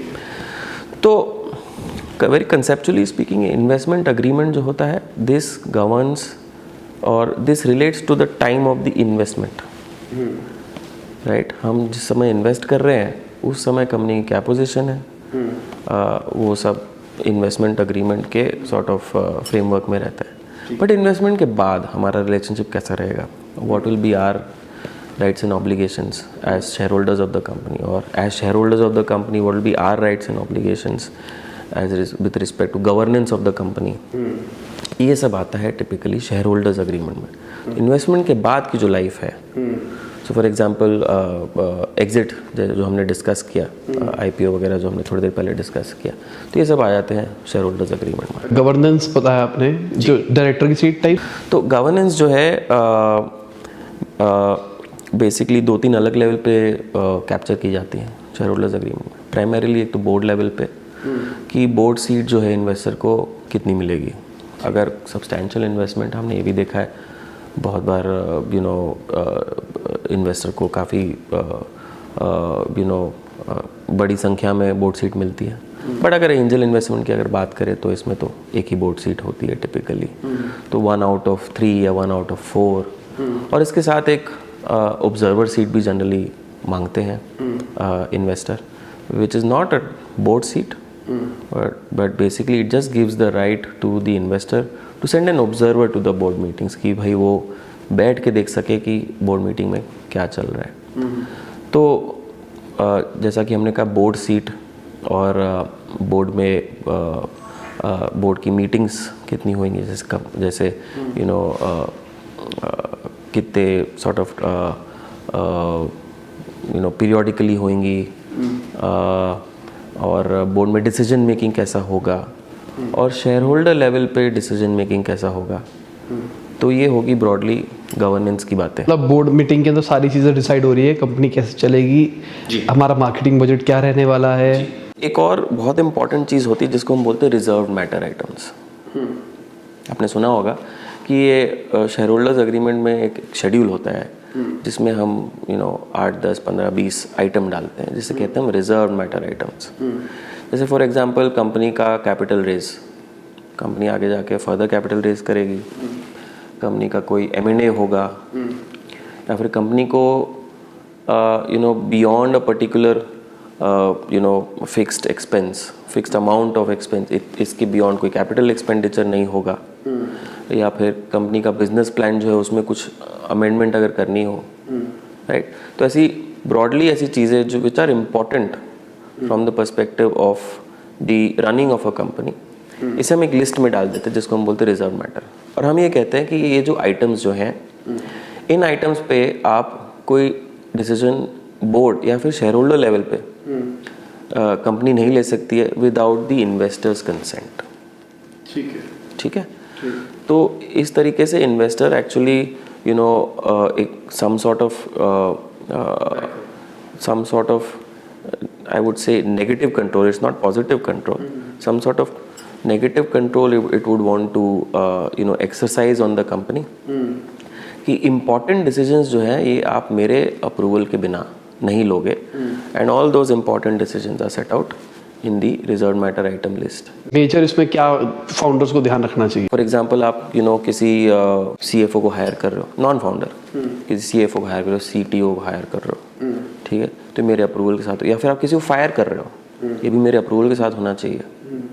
आप अगर जैसे मैंने कहा कि और कैपिटल रेज कर रहे हो, या फिर कोई किसी कंपनी को एक्वायर कर रहे हो, या फिर बियॉन्ड अ सर्टेन अमाउंट कोई आप रिलेटेड पार्टी ट्रांजैक्शन कर रहे हो, या फिर कोई कैपिटल एक्सपेंडिचर कर रहे हो, अगर कैपेक्स हैवी बिजनेस हो तो इस टाइप की चीज़ें जो हैं ये हम डाल देते हैं एक लिस्ट में, जिससे हम कहते हैं रिजर्व मैटर्स। हम कहते हैं कि आप ये जो डिसीजंस जो हैं ये आप नहीं लोगे विदाउट माय अप्रूवल। तो एक इम्पॉर्टेंट चीज़ हो जाती है फ्रॉम द इन्वेस्टर्स पॉइंट। इसमें भी नेगोशिएशन होता है? हाँ जी, नेगोशिएशन होता है, बट ज़्यादा नहीं होता है, क्योंकि investor this is also a way to protect the investors capital, कि कंपनी आगे जाके या फाउंडर्स आगे जाके ऐसा डिसीजन ना ले ले which will affect my money, कि वैल्यूएशन इरोड हो जाए, या फिर सम वैल्यू डिस्ट्रक्टिव आइटम, मतलब फॉर एग्जांपल कोई काफ़ी हॉट हेडेड कोई फाउंडर हो, तो बहुत बार वो विम्सिकली किसी टॉप एम्प्लॉय को, CFO, CTO किसी को भी फायर कर सकता है, राइट। ऐसा होता है। तो ये सब हम कंट्रोल करना चाहेंगे कि एक दायरे में रह के फाउंडर्स जो हैं काम करें, just so that they don't distract value in the company. So ये हो गई गवर्नेंस की बातें, board level, share holder level, एक वोटिंग कैसे होगी, कितनी मीटिंग्स होंगी, और मोस्ट इम्पॉर्टेंटली जो डिसीजन जो होंगे उस मीटिंग पे, अगर वो रिजर्व मैटर पे अगर आप डिस्कस कर रहे हो या फिर डिसाइड कर रहे हो, तो मेरे अप्रूवल के बिना नहीं होंगे। अब मैं सेकंड राउंड भी रेस कर रहा हूँ, मान के चलते हैं। अभी पहले गवर्नेंस की करते हैं क्योंकि वो एक इम्पॉर्टेंट मुद्दा है। 5 सीट्स थी पहले, 5 में से एक किसी को मैंने दे रखी थी पहले राउंड पे। अब सेकेंड राउंड वाला जो आया उसको भी 2 चाहिए। अब क्या मैं नंबर ऑफ सीट्स बढ़ा सकता हूँ? नंबर ऑफ सीट आप बढ़ा सकते हैं। और एक ही रहेगी या रेशियो के हिसाब से बढ़ेगी? इन्वेस्टर वर्ल्ड में ये एक तालमेल, ये अंडरस्टैंडिंग रहती है कि जिसने ज़्यादा पैसे डाल, जिसका ज़्यादा स्टेक है उसके उससे ज़्यादा बोर्ड सीट मिलनी चाहिए। बहुत बार ऐसा होता है कि अकोमोडेट करने के लिए आप बोर्ड एक्सपैंड करते हो, बट आप बोर्ड कितना एक्सपैंड करोगे? You can't have a board of 10 people in a small company, right? तो इन्वेस्टर जो आपस में बात कर लेते हैं और फिर अगर कोई किसी का इन्वेस्टमेंट माइनॉरिटी में मतलब कंपैरेटिवली कम हो जाता है फ्यूचर इन्वेस्टर से कंपेयर करो तो वो ये चाहेगा या फिर बहुत बार अग्री भी कर जाता है कि वो अपनी बोर्ड सीट रेलिंक्विश कर दे in favour of the incoming investor और वो एक ऑब्जर्वर सीट ले ले बस। ठीक है, तो मतलब ये शेयर होल्डर एग्रीमेंट में अब डिसाइड हो रहा है सेकेंड राउंड के अंदर कि वो जो था उसका ये वाली सीट मेरी। शेयर होल्डर एग्रीमेंट वापस रीनेगोशिएट होगा, ठीक है, नेक्स्ट सक्सेसिव राउंड में। जैसा कि मैंने कहा कि ऐसा कोई नहीं चाहेगा कि बोर्ड इतना एक्सपैंड हो जाए कि बोर्ड का काम करना, फंक्शनिंग ही डिफिकल्ट हो जाए। एक रूम में 12 लोग बैठे कैसे डिसाइड करेंगे इस मैटर पे, एक मैटर पे? फिर तो कंपनी आगे कैसे चलेगी अगर इतना हैवी बोर्ड रहेगा? जितने ज़्यादा लोग उतना ज़्यादा व्यू पॉइंट, उतना ज़्यादा टाइम लगता है बोर्ड मीटिंग कंडक्ट करने में। तो कोई नहीं चाहेगा कि अर्ली स्टेज पे इतना बड़ा बोर्ड हो। तो जैसा कि मैंने कहा, अगर इन्वेस्टर जो है छोटा बन जाता है सक्सेसिव राउंड में, तो मोस्टली ऐसा होता है कि वो अपनी बोर्ड सीट रिलिंक्विश कर देता है, एक ऑब्जर्वर सीट लेके बैठ जाता है। बहुत बार ऐसा भी होता है कि बहुत कम अगर स्टेक हो, 5% से कम हो फॉर एग्जांपल, तो शायद बोर्ड सीट ना भी ले, राइट? और इन्वेस्टर्स, जैसे पहले बता रहे, इन्वेस्टर्स के बीच में भी अभी काफ़ी तालमेल होगी। वेंचर कैपिटल वर्ल्ड की अगर देखें या प्राइवेट इक्विटी वर्ल्ड की देखें, सो दे ट्रस्ट ईच अदर कि one investor is not going to take a decision which will adversely impact the previous investor, क्योंकि काम तो सबको एक इकोसिस्टम में रह के करना है। तो एज आई सेड ये नेगोशिएट होता है, तो बट ये ज़्यादा प्रॉब्लमेटिक नहीं होता। तो इसके बीच में कुछ रह गया, मतलब हमने सारी चीज़ें कवर कर ली है? या ब्रॉडली स्पीकिंग हमने सारे इन्वेस्टमेंट टर्म्स देख लिए, कमर्शियल्स देख लिए, ड्यू डिलिजेंस देख लिया, रिप्रेजेंटेशन वारंटी देख ली, उसके अगेंस्ट डिस्क्लोजर लेटर की बातें कर ली, शेयर होल्डर्स एग्रीमेंट में हमने एग्जिट की बातें कर ली, हमने governance, board, share holder level की बातें कर ली, रिजर्व मैटर्स की बातें कर ली। आई थिंक ब्रॉडली हमने सब कवर कर लिया है। एक और चीज़ ज़रूर रह जाती है, which is basically non compete and non solicit, right? ये भी काफ़ी एक इम्पॉर्टेंट प्रोविज़न रह जाता है शेयर होल्डर्स एग्रीमेंट में, जहाँ पे इन्वेस्टर ये चाहेगा कि अगर कोई उसने किसी कंपनी में इन्वेस्ट अगर किया है, तो फाउंडर जो है वो आगे जाके कोई कंपीटिंग बिजनेस ना सेटअप कर ले। फॉर एग्जांपल, किसी फाउंडर ने एक फिनटेक स्टार्टअप किया हो और उसने इन्वेस्टमेंट उठाई हो, एंजल सीड व्हाटएवर, इन्वेस्टर तो ये नहीं चाहेगा कि वो फाउंडर पैरेलली एक दूसरा बिजनेस चलाए, कंपीटिंग बिजनेस हो या ना हो, राइट? दो चीज़ें होती है। तो द प्रोविजन विल से कि फाउंडर जो है अपना पूरा टाइम डिवोट करेगा इसी कंपनी में, इसी बिजनेस में, ठीक है? बहुत बार फाउंडर्स के मल्टीपल बिजनेसेस होते हैं, देखने में आया। तो इन्वेस्टर ये चाहेगा कि उसका सारा ध्यान जो है इसी कंपनी में रहे, जस्ट सो दैट वैल्यू जो है वो बढ़ती रहे। और on the other side, founder जो है आगे जाके कोई कंपीटिंग बिजनेस ना सेटअप कर ले, कोई दूसरा फिनटेक कंपनी ना स्टार्ट कर ले, राइट? तो ये काफ़ी इंपॉर्टेंट प्रोविज़न आ जाता है शेयर होल्डर्स एग्रीमेंट में। ठीक है। और ये हो गया नॉन कम्पीट रिस्ट्रिक्शन। ये नॉन कम्पीट रिस्ट्रिक्शन टिपिकली तो through out the term of the agreement रहता है, जब तक इन्वेस्टर जो है इन्वेस्टेड रहे। बट बहुत बार ऐसे भी लिखते हैं हम कि post the expiry of the term of the agreement या फिर post the employment of the founder in the company. अगर फाउंडर CEO है, अगर CEO रोल रिलिंक्विश करके अपने शेयर्स बेच के अगर निकलता है कंपनी से, तो उसके बाद भी उसको रिस्ट्रिक्ट किया जाता है कुछ टाइम के लिए, 2 साल 3 साल, कि वो उस दौरान कुछ कंपीटिंग बिजनेस ना स्टार्ट कर ले। ऑब्वियसली इंडेफिनेटली तो आप किसी को नहीं रोक सकते हो फ्रॉम डूइंग एनी बिजनेस और डूइंग एनी वर्क, राइट। थोड़ा लीगल चैलेंजेस भी आ जाते हैं इसमें, बट ये इन्वेस्टर ज़रूर चाहेगा कि अगर कोई फाउंडर जो है अगर कंपनी में के शेयर्स अगर बेच के गया हो, राइट, तो ये एक से एक 1.5 साल या 2 साल 3 साल एटलीस्ट कोई कंपीटिंग बिजनेस में स्टार्ट कर ले। ये तो अग्रीमेंट के दौरान और उसके बाद भी थोड़े टाइम तक ये नॉन कम्पीट रिस्ट्रिक्शन जो है ये रहती है फाउंडर्स पे। कुछ डिलीशन के ऊपर भी कुछ रूल्स होते हैं क्या? जैसे कि पहले राउंड मैंने एंजल से 5% लिया, अब उन्होंने कहा मैं थ्रू आउट 5% रखूंगा, क्या ऐसा कुछ हिडन कहीं पे हो सकता है? हाँ, तो ऐसे प्रोविजंस होते हैं एंटी डाइल्यूशन वगैरह, जिसमें हम कहते हैं कि डाइल्यूट कर रहे हो तो आप मुझे उतने शेयर्स ही दोगे कि I stay at a particular level, right. But ऐसा टिपिकली होता नहीं है। और बहुत वैल्यू प्रोटेक्शन मैकेनिज्म्स भी होती है कि अगर आपने डाउन राउंड किया, फॉर एग्जांपल अगर आपने मैंने 100 रुपये पे अगर वैल्यूएशन पे आप पे इन्वेस्ट किया था, अगर आप 80 रुपये पे सक्सेसिव राउंड रेस कर रहे हो तो आप मुझे उतने शेयर्स एडिशनल दोगे just so that to protect my valuation. ये सारे प्रोविजंस होते हैं। एज आई सेड, ये investor would want to protect itself from all sides to protect the value of its investment, but ये टिपिकली एक्सरसाइज होता नहीं है। अग्रीमेंट में ज़रूर डालते हैं एंटी डाइल्यूशन वगैरह, बट ये जो है एक्सरसाइज टिपिकली होता नहीं है। तो मान के चलते हैं मैंने किसी फाउंडर से, किसी एंजल से 100 रुपये रेस किए और नेक्स्ट राउंड में 90 रुपये रेस होते हैं। 90 रुपये के वैल्यूएशन, 90 रुपये की वैल्यूएशन के ऊपर पैसा रेज होता है, तो लॉजिकली हमने 10% अंडर वैल्यू किया अपनी कंपनी को। डाउन राउंड कहते हैं। हाँ, डाउन राउंड कहते हैं। और वो 10% के जो शेयर्स बचे वो हम उनको देंगे लीगली। हाँ। पर ऐसा कोई यूज नहीं कर रहा है। हाँ, कोई यूज़ नहीं। ऐसे प्रोविजन ज़रूर होते हैं। एज आई सेड, इन्वेस्टर को अपनी वैल्यू प्रोटेक्ट करनी होती है, तो उतनी शेयर्स चाहेगा कि उसके वैल्यू हमेशा उतनी बनी रहे, तो एडिशनल शेयर्स चाहेगा। ठीक है। तो बट ऐसा टिपिकली होता नहीं है। Everybody understands that business is not always going in one direction. Business में उतार चढ़ाव होते हैं, वैल्यूएशन पे भी ऐसे इफेक्ट आते हैं उतार चढ़ाव के कारण। पैंडेमिक के कारण काफ़ी बिजनेसेस को अफेक्ट हुआ। Lot of businesses non tech space में, obviously tech space has boomed in the last even during the pandemic. Non tech अगर कोई स्टार्टअप है तो काफ़ी अफेक्ट हुआ है उन्हें। तो अगर उन्होंने उस दौरान कोई कैपिटल रेज किया है, अगर कर पाए हैं, तो नेचुरली ये डाउन राउंड ही हुआ होगा। तो उस समय इन्वेस्टर्स जो हैं वो they don't arm twist founders और द कंपनी। ये मतलब ये क्लॉज होता है पर यूज नहीं होता है।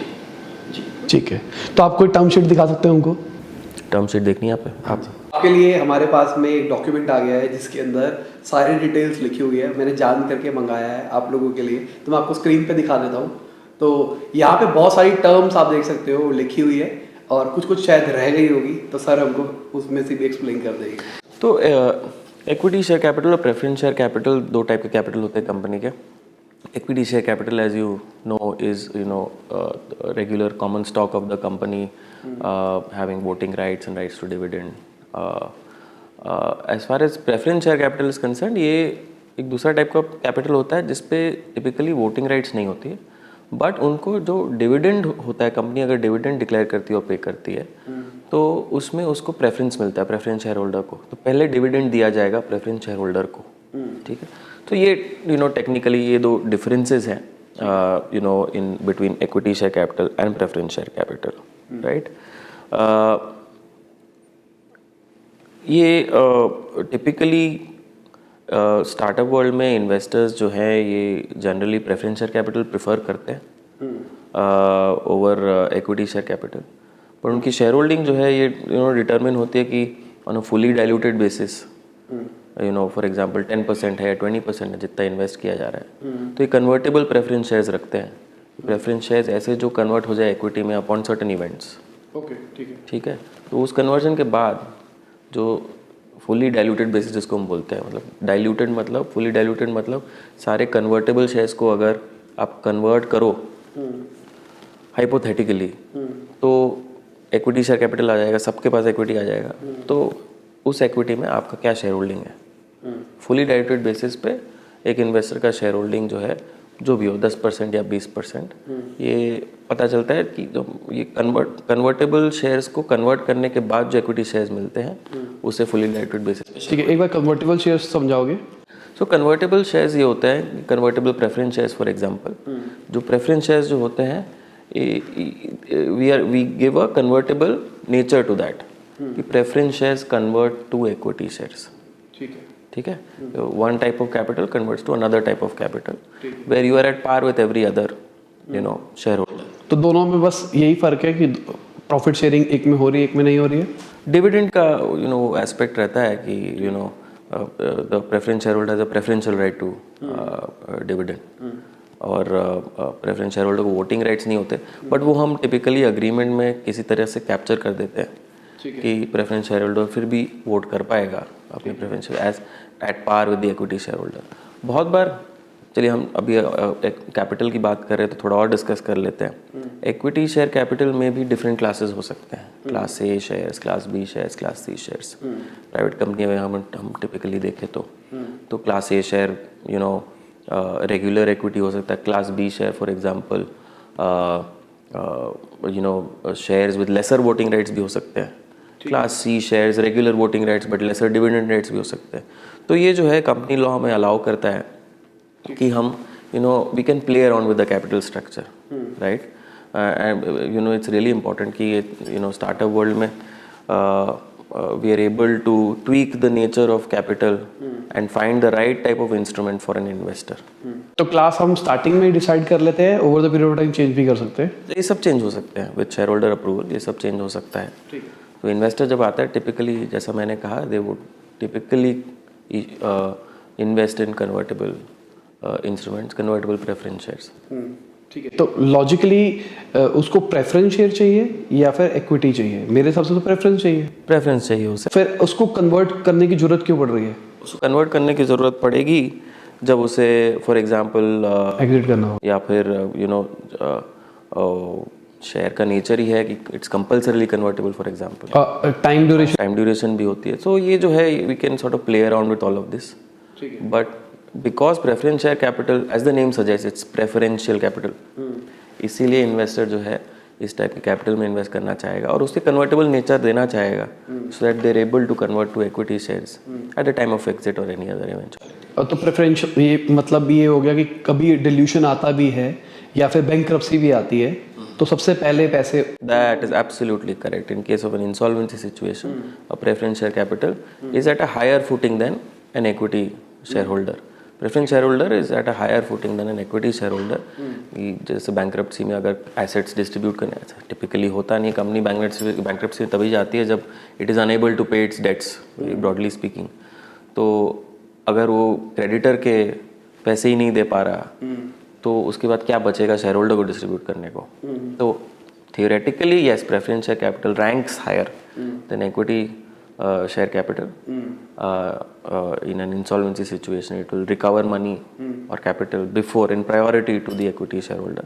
बट टिपिकली ऐसा होता नहीं है, क्योंकि इस टाइप की सिचुएशन में क्रेडिटर को ही पूरे पैसे नहीं मिल रहे होते, तो शेयर होल्डर तो काफ़ी नीचे आते। तो मतलब क्लास ए ही मिलेगा इन्वेस्टर को, या हम डिसाइड कर? नहीं, वो आप क्लास ए क्लास बी जो है यू कैन ट्वीक, अलग अलग टाइप के आप राइट्स दे सकते हो, रिस्ट्रिक्शंस दे सकते हो, class A class B class C कुछ भी बना सकते हो। और कितने भी परसेंट प्रेफरेंस कर सकते हैं? जैसे मैंने कहा, share holding is decided on a fully diluted basis, कि अगर वो प्रेफरेंस शेयर कैपिटल जो है कन्वर्ट होता है इक्विटी शेयर में, आफ्टर कन्वर्जन क्या शेयर होल्डिंग होगा is what the investor is aiming for. तो वो जो है वो कन्वर्जन रेशियो वगैरह वो डिसाइडेड रहता है। कन्वर्जन रेशियो क्या हुआ? For example 1 preference share will convert to 1 equity share और मोर और लेस जो भी है, तो ये डिसाइडेड अपफ्रंट रहता है। तो इन्वेस्टर को शुरुआत में पता रहता है कि this must convert to this much equity share capital which will give him this percentage in the company. ठीक है, तो जैसे मैं एग्जांपल के लिए मान के चलता हूँ, मेरी कंपनी है, उसका पेड अप कैपिटल 1 करोड़ रुपए का है और 10 रुपए के शेयर रखे हुए मैंने पर शेयर, तो हमारे पास में 10 लाख शेयर्स आ गए।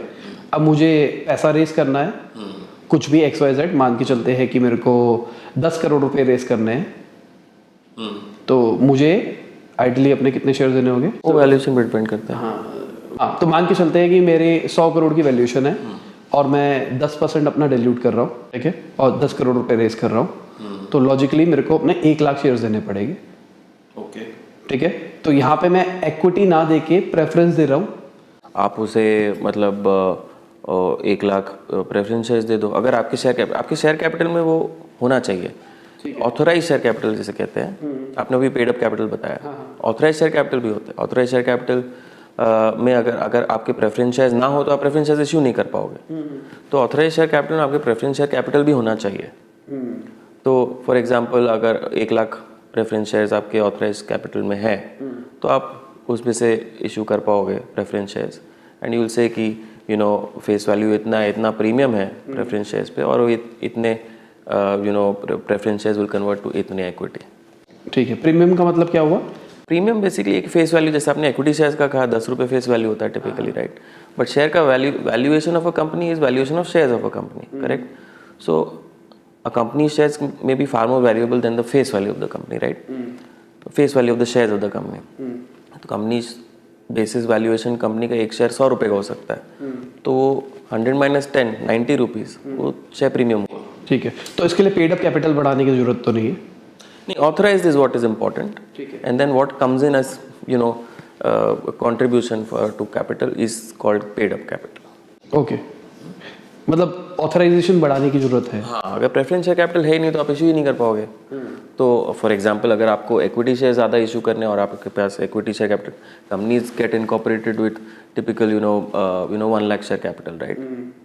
10,000 share of 10 rupees each, 1 lakh ही हुआ ना। हाँ, तो अगर आपको राउंड्स रेज करने हैं, फंडिंग लानी है, तो obviously your equity share capital will have to be successively increased. तो शेयर होल्डर रेजोल्यूशन के द्वारा आप you are able to increase your headroom, increase your authorise share capital और preference share capital. Preemptive rights क्या कहता है कि अगर आपका कोई फ्यूचर में फर्दर इशू होता है तो मुझे proportionately you allow me to participate in that future funding round, proportionately.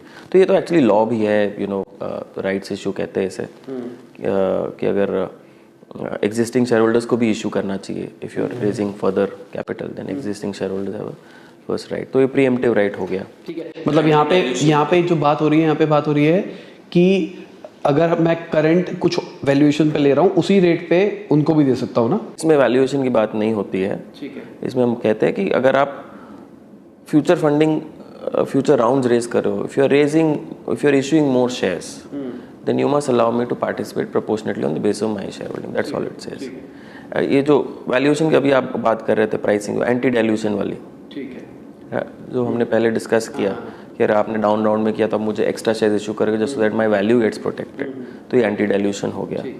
फिर हम आते हैं, ये कुछ प्रोविजंस हैं which are typically share transfer restrictions, हमने डिस्कस नहीं किया बट ये ऑब्वियस सी बातें हैं कि एक लॉक इन होता है कि प्रमोटर की शेयर होल्डिंग पे, फाउंडर की शेयर होल्डिंग पे एक लॉक इन रखते हैं कि जब तक हम इन्वेस्टेड हैं कंपनी में, जब तक इन्वेस्टर इन्वेस्टेड है तो आप नहीं बेच सकते, 3 साल का पीरियड डाल दो, 5 साल का पीरियड डाल दो। ये अगेन नेगोशिएट होता है। अगर प्रमोटर फाउंडर बोलता है कि I like this business but I want to stay invested in this business only for 5 years, तो ये आप डिस्कस कर लो कि 5 साल तक आप नहीं कर सकते हो, उसके बाद आप बेचना चाहो तो मेरे अप्रूवल के साथ या उसके बिना भी बेच सकते हो। प्रोविजंस आ जाते हैं जैसे वेस्टिंग कहते हैं, wasting of promoter shares. Promoter के अगर 100 शेयर है तो इसे जो है हम एक lock box type of mechanism में रखते हैं, बोलते हैं कि हम इन्हें जो है over a period of time ही रिलीज करेंगे, just so that the promoter is also sort of he has skin in the game. फिर कुछ ये और बिटवीन शेयर होल्डर्स कुछ रिस्ट्रिक्शंस होती है, जैसे हमने कहा एक लॉक इन, प्रमोटर का लॉक इन हो जाता है। फिर और प्रोविजंस होते हैं जिसे हम कहते हैं रोफो, रोफर, टैग, ड्रैग। तो रोफो और रोफर क्या होता है? रोफो होता है right of first offer. Very simply put, अगर मुझे बेचने हैं शेयर्स तो मैं पहले आपको ऑफर करूंगा, ठीक है, कि आप मुझे ऑफर करो ये प्राइस, ठीक है। और राइट ऑफ फर्स्ट रिफ्यूज़ल भी होता है। राइट ऑफ फर्स्ट रिफ्यूज़ल मतलब मैंने जो है मुझे अपने शेयर्स बेचना है तो मुझे इस प्राइस पे बेचना है या फिर इस प्राइस पे मुझे ऑफर आई है, तो मैं आपको अलाउ करूंगा कि आप वो जो है रिफ्यूज़ कर पाओ। I will allow you to match that offer, only if you refuse then I am able to sell to the other party. तो ये दोनों इकट्ठे साथ साथ चले जाएंगे? हाँ, साथ साथ चलते हैं, सो इन्वेस्टर के पास टिपिकली रोफर होता है, तो ये भी अगेन नेगोशिएट होता है। अगर हम वो अमेजोन वाली बात करके चले, ये जो फ्यूचर वाला हुआ था, ये वही वाला सीन हुआ एक तरह से कि अमेजोन ने ये कहा कि मेरे को ऑफर ही नहीं किया गया, करेक्ट, उन्होंने रिलायंस को पहले भेज दिया। करेक्ट, ऐसा था। उसमें और भी कुछ कॉम्प्लिकेशंस थी, I wouldn't want to comment on it because it's sub judice matter, court में है, but share transfer related restriction ही था जिसके कारण ये सारा इशू आया। जैसे आपने कहा, Amazon thought that they had a right to those shares, but वो जो है future group perhaps did not agree and they went ahead and they did a deal with Reliance. यही मेन इशू है। ठीक है, और टैग और ड्रैग क्या हुआ? तो टैग में ऐसा होता है कि किसी शेयर होल्डर को अगर शेयर्स बेचने, प्रमोटर को फॉर एग्जांपल अगर शेयर्स बेचना, और मैंने अलाउ कर दिया एज एन इन्वेस्टर कि आप जाके बेच दो, तो investor should have a right to tag along कि मैं अपने शेयर्स भी आपके साथ बेचूं। आप अगर 90% बेच रहे हो कंपनी के, एग्जिट कर रहे हो, अच्छी वैल्यूएशन है, मैंने भी अग्री कर लिया, तो I have a right that I will tag along with you. मेरे भी 10% शेयर्स आप बेचोगे, you will ensure same price मुझे मिलेगा। जो थर्ड पार्टी इन्वेस्टर बायर जो है मुझे सेम प्राइस देगा, मुझे भी एग्जिट मिलेगा। ड्रैग उल्टा होता है। ड्रैग में ऐसा होता है कि अगर मुझे बेचना है तो मैं आपके भी शेयर्स बेचूंगा, ठीक है। बहुत बार ऐसा होता है कि सेम एग्जांपल ले ले, 90% 10%, right. The promoter wants to exit the company and let's say terms of the sale are sort of acceptable, wants to exit the company, but ऐसा तो नहीं हो सकता ना कि कोई नया शेयर होल्डर आ जाए किसी कंपनी में 90% लेके and he has to deal with a new set of people. एक 10% शेयर होल्डर है जो उसे जानता तक नहीं है, तो वो चाहेगा कि उसे पूरा कंट्रोल मिल जाए। कंट्रोल डील अगर हो तो वो ऐसा तो नहीं चाहेगा 90% ले और 10% किसी और के पास रख दे, वो चाहेगा कि 100% मिले, ठीक है। तो डील सक्सेसफुल हो, इसलिए प्रमोटर या जो भी शेयर होल्डर जिसके पास 90% है, वो चाहेगा कि उसके पास एक ड्रैग राइट हो कि वो बाकी जो 10% या माइनॉरिटी शेयर होल्डर है ना, उसे अपने साथ ड्रैग कर ले। I will drag you to the sale. तो ये टैग का उल्टा। तो फाउंडर को भी ट्रैक किया जा सकता है? फाउंडर को भी ट्रैक किया जा सकता है। ये एग्जिट रिलेटेड प्रोविजन में जैसे हमने डिस्कस किया था, इन्वेस्टर को अगर एग्जिट नहीं मिला तो इन्वेस्टर ड्रैग कर सकता है। यहाँ पे राइट ऑफ फर्स्ट रिफ्यूजल मेरे पास है एग्जांपल के लिए, एज अ फाउंडर मैं मना भी कर सकता हूँ और आप मुझे ड्रैग भी कर रहे हो, तो क्या होगा? देखो, आपको तो पता है कि इन्वेस्टर के पास क्या राइट्स हैं, right. So you will decide accordingly. आपको पता चल जाएगा कि वो आपको ड्रैग करने वाला है, तो आप पहले अपना रोफर जो है वो एक्सरसाइज कर लो अगर प्राइस आपको ठीक लगता है, या फिर अगर आपको इंटरेस्ट नहीं है तो फिर आप you will agree to get dragged. तो this is a cocktail of these rights as we would like to. इसके रिगार्डिंग आप लोग हेल्प करते हो? हाँ, तो जो है what situation fits a particular fact situation, what kind of cocktail of rights fits a particular fact situation, founder के फेवर में क्या है, इन्वेस्टर के फेवर में क्या है, और हम किसको रिप्रेजेंट कर रहे हैं। हम फाउंडर को फेवर कर रहे हैं तो हमें पता है हमें किस जगह ज़्यादा स्ट्रेस देना है, मतलब exit related provisions for example, जिसमें ज़्यादा प्रेशर ना आ जाए फाउंडर पे, तो हम वो कोशिश करते हैं। रेप्स एंड वारंटीज जो है हम काफ़ी नेगोशिएट करते हैं ताकि हमारा जो लायबिलिटीज़ जो है उसके अराउंड जो रेप्स एंड वारंटीज ब्रीच होती तो इन्वेस्टर को क्या मिलता है, it he has a right to breach, sue for damages and sue for indemnity. Indemnity एक प्रोविजन होता है basically that if something goes wrong, if there is a breach in the company, then the person who's responsible for the breach will indemnify the investor. Typically, let's say अगर कोई loss हुआ, for example, the company has given a representation that there is no tax case pending against them. ठीक है, आगे जाके वो पता चला कि ये representation जो है वो wrong थी, ठीक है। इसको जो है प्रमोटर ने या तो छुपाया या तो वॉलंटरली या इनवॉलंटरली, कुछ भी हो सकता है। तो आगे जाके पता चला कि एक 100 करोड़ की लाइबिलिटी है। 100 करोड़ ज़्यादा अमाउंट है, चलो 10 करोड़ की लाइबिलिटी है, टैक्स केस एक पेंडिंग है। ये तो डिस्क्लोज ही नहीं किया था, कि डिस्क्लोज करते तो इन्वेस्टर वुड हैव बीन उसको जो है वो वैल्यूएशन में या तो एडजस्ट कर लेता या तो डील ही नहीं करता। तो ये बाद में उसे पता चला, तो ये ब्रीच सिचुएशन हो गया कि ये रिप्रेजेंटेशन आपने ब्रीच कर दी। एक टैक्स केस पेंडिंग था, आपने ना तो ड्यू डिलिजेंस में दिखाया, ना आपने डिस्क्लोज किया, डिस्क्लोजर लेटर जो हमने डिस्कस किया। तो ब्रीच सिचुएशन में अभी ये जो है इन्वेस्टर को कैसे मतलब how to make good the investor. The investor would want to rely on a provision which is called an indemnity. Simply put, it says that if there is a breach, then you will indemnify me for all the losses. Okay, पैसे नहीं है तो मतलब पैसे नहीं होते तो फिर कुछ नहीं होता है अल्टीमेटली तो। But so as I said, all of these rights are basically rights on paper.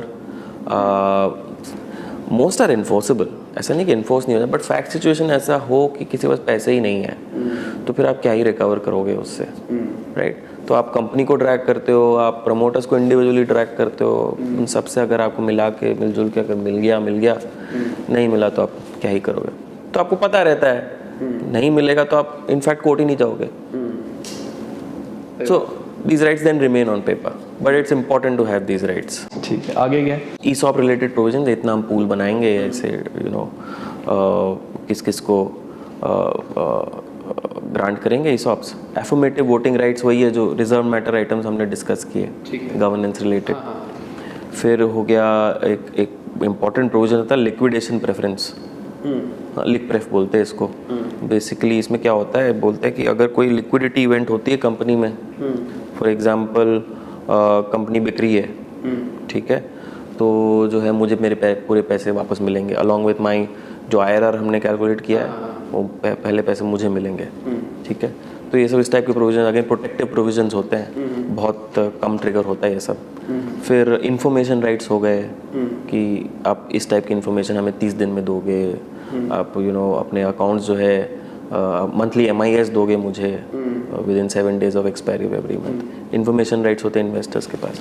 फिर एग्जिट मैकेनिज्म हो गया जो हमने डिस्कस किया, IPO, strategic cell, drag along, तो ये हमने डिस्कस कर लिया एग्जिट। फिर हम आते हैं ये कंडीशंस प्रेसिडेंट हमने डिस्कस की कि क्या कंडीशंस होंगी before the investor finally puts in the money. Stand still provisions होते हैं, इसमें क्या होता है बेसिकली इन्वेस्टर ये चाहता है कि from the time we sign the document, the term sheet, till the time we actually invest, there should be a standstill on the company. मतलब आप ऐसा कुछ नहीं करोगे जो सडनली वैल्यू डिस्ट्रक्टिव हो जाए आपके कंपनी में, राइट? क्योंकि इन्वेस्टर ने, एज आई सेड अर्लियर, कि टिपिकली तो टर्म शीट के टाइम पे ही वैल्यूएशन डिसाइड हो ही जाती है, ठीक है। तो आप between the time of signing the term sheet sign and the time of actual investment, जो भी 2 महीने, 1 महीना, 2 महीना, 3 महीना, जो भी टाइम रहता है, उस बीच में आप ऐसा नहीं करोगे कि कुछ वैल्यू डिस्ट्रक्टिव काम कर लो आप। फॉर एग्जाम्पल, जैसे एग्जाम्पल यहाँ पे लिखा है, आप कोई सब्सटेंशियल लोन नहीं लोगे, बड़ा लोन ले लिया आपने, इतनी बड़ी लाइबिलिटी खड़ी कर दी between term sheet and investment, तो लाइबिलिटी बढ़ गई कंपनी की, तो ये आप नहीं करोगे। हाँ, अगर ज़रूरत है, अगर ऑर्डिनरी कोर्स ऑफ बिजनेस में अगर आपको चाहिए हो तो आप मुझे आके पूछ लो, तो मैं आपको परमिट कर दूंगा। तो एक स्टैंड स्टिल प्रोविज़न होता है। फिर रिप्रेजेंटेशन वारंटीज़ होगी जो हमने बात कर ली। अप्रूवल्स की बात होगी कि अगर कोई अप्रूवल चाहिए गवर्नमेंट का या किसी थर्ड पार्टी का, किसी लेंडर का अप्रूवल चाहिए तो वो आप लोगे। इवेंट्स ऑफ डिफ़ॉल्ट हमने डिस्कस कर लिए। फिर हम आ गए वो जो हमने बॉयलर प्लेट जो हमने डिस्कस की थी, एक्सपेंसेस, ट्रांजैक्शन एक्सपेंसेस जो हमने जो बात की कि कौन हु इज़ गोइंग टू पे, वो है इसमें। फिर कॉन्फिडेंशियलिटी हमने डिस्कस की, एक्सक्लूसिविटी हमने डिस्कस की, वो है। टर्मिनेशन, मतलब टर्म शीट कब टर्मिनेट होगी, टिपिकली 3 महीने का अगर टाइम पीरियड है एक्सक्लूसिविटी, 3 महीने के बाद टर्मिनेट हो जाएगी ऑटोमेटिकली। हमने डील नहीं की तो टर्म शीट एक्सपायर और फिर then we are back to the drawing board. फिर governing law and jurisdiction, Indian law जो है that will apply to this term sheet, और we will go to Mumbai courts for example और Delhi courts for example if there is a dispute. तो ये हमारा एक simple सा term sheet. Most of these things we have already discussed. तो इसी के साथ ये वीडियो खत्म होती है। उम्मीद करता हूं आपको मजा आया होगा। लाइक कर देना, शेयर कर देना, कमेंट बताना वीडियो कैसी लगी। बाय, गुड नाइट, शब, खुदा हाफिज़, गुड मॉर्निंग, गुड आफ्टरनून, जब भी आप वीडियो को देख रहे हैं।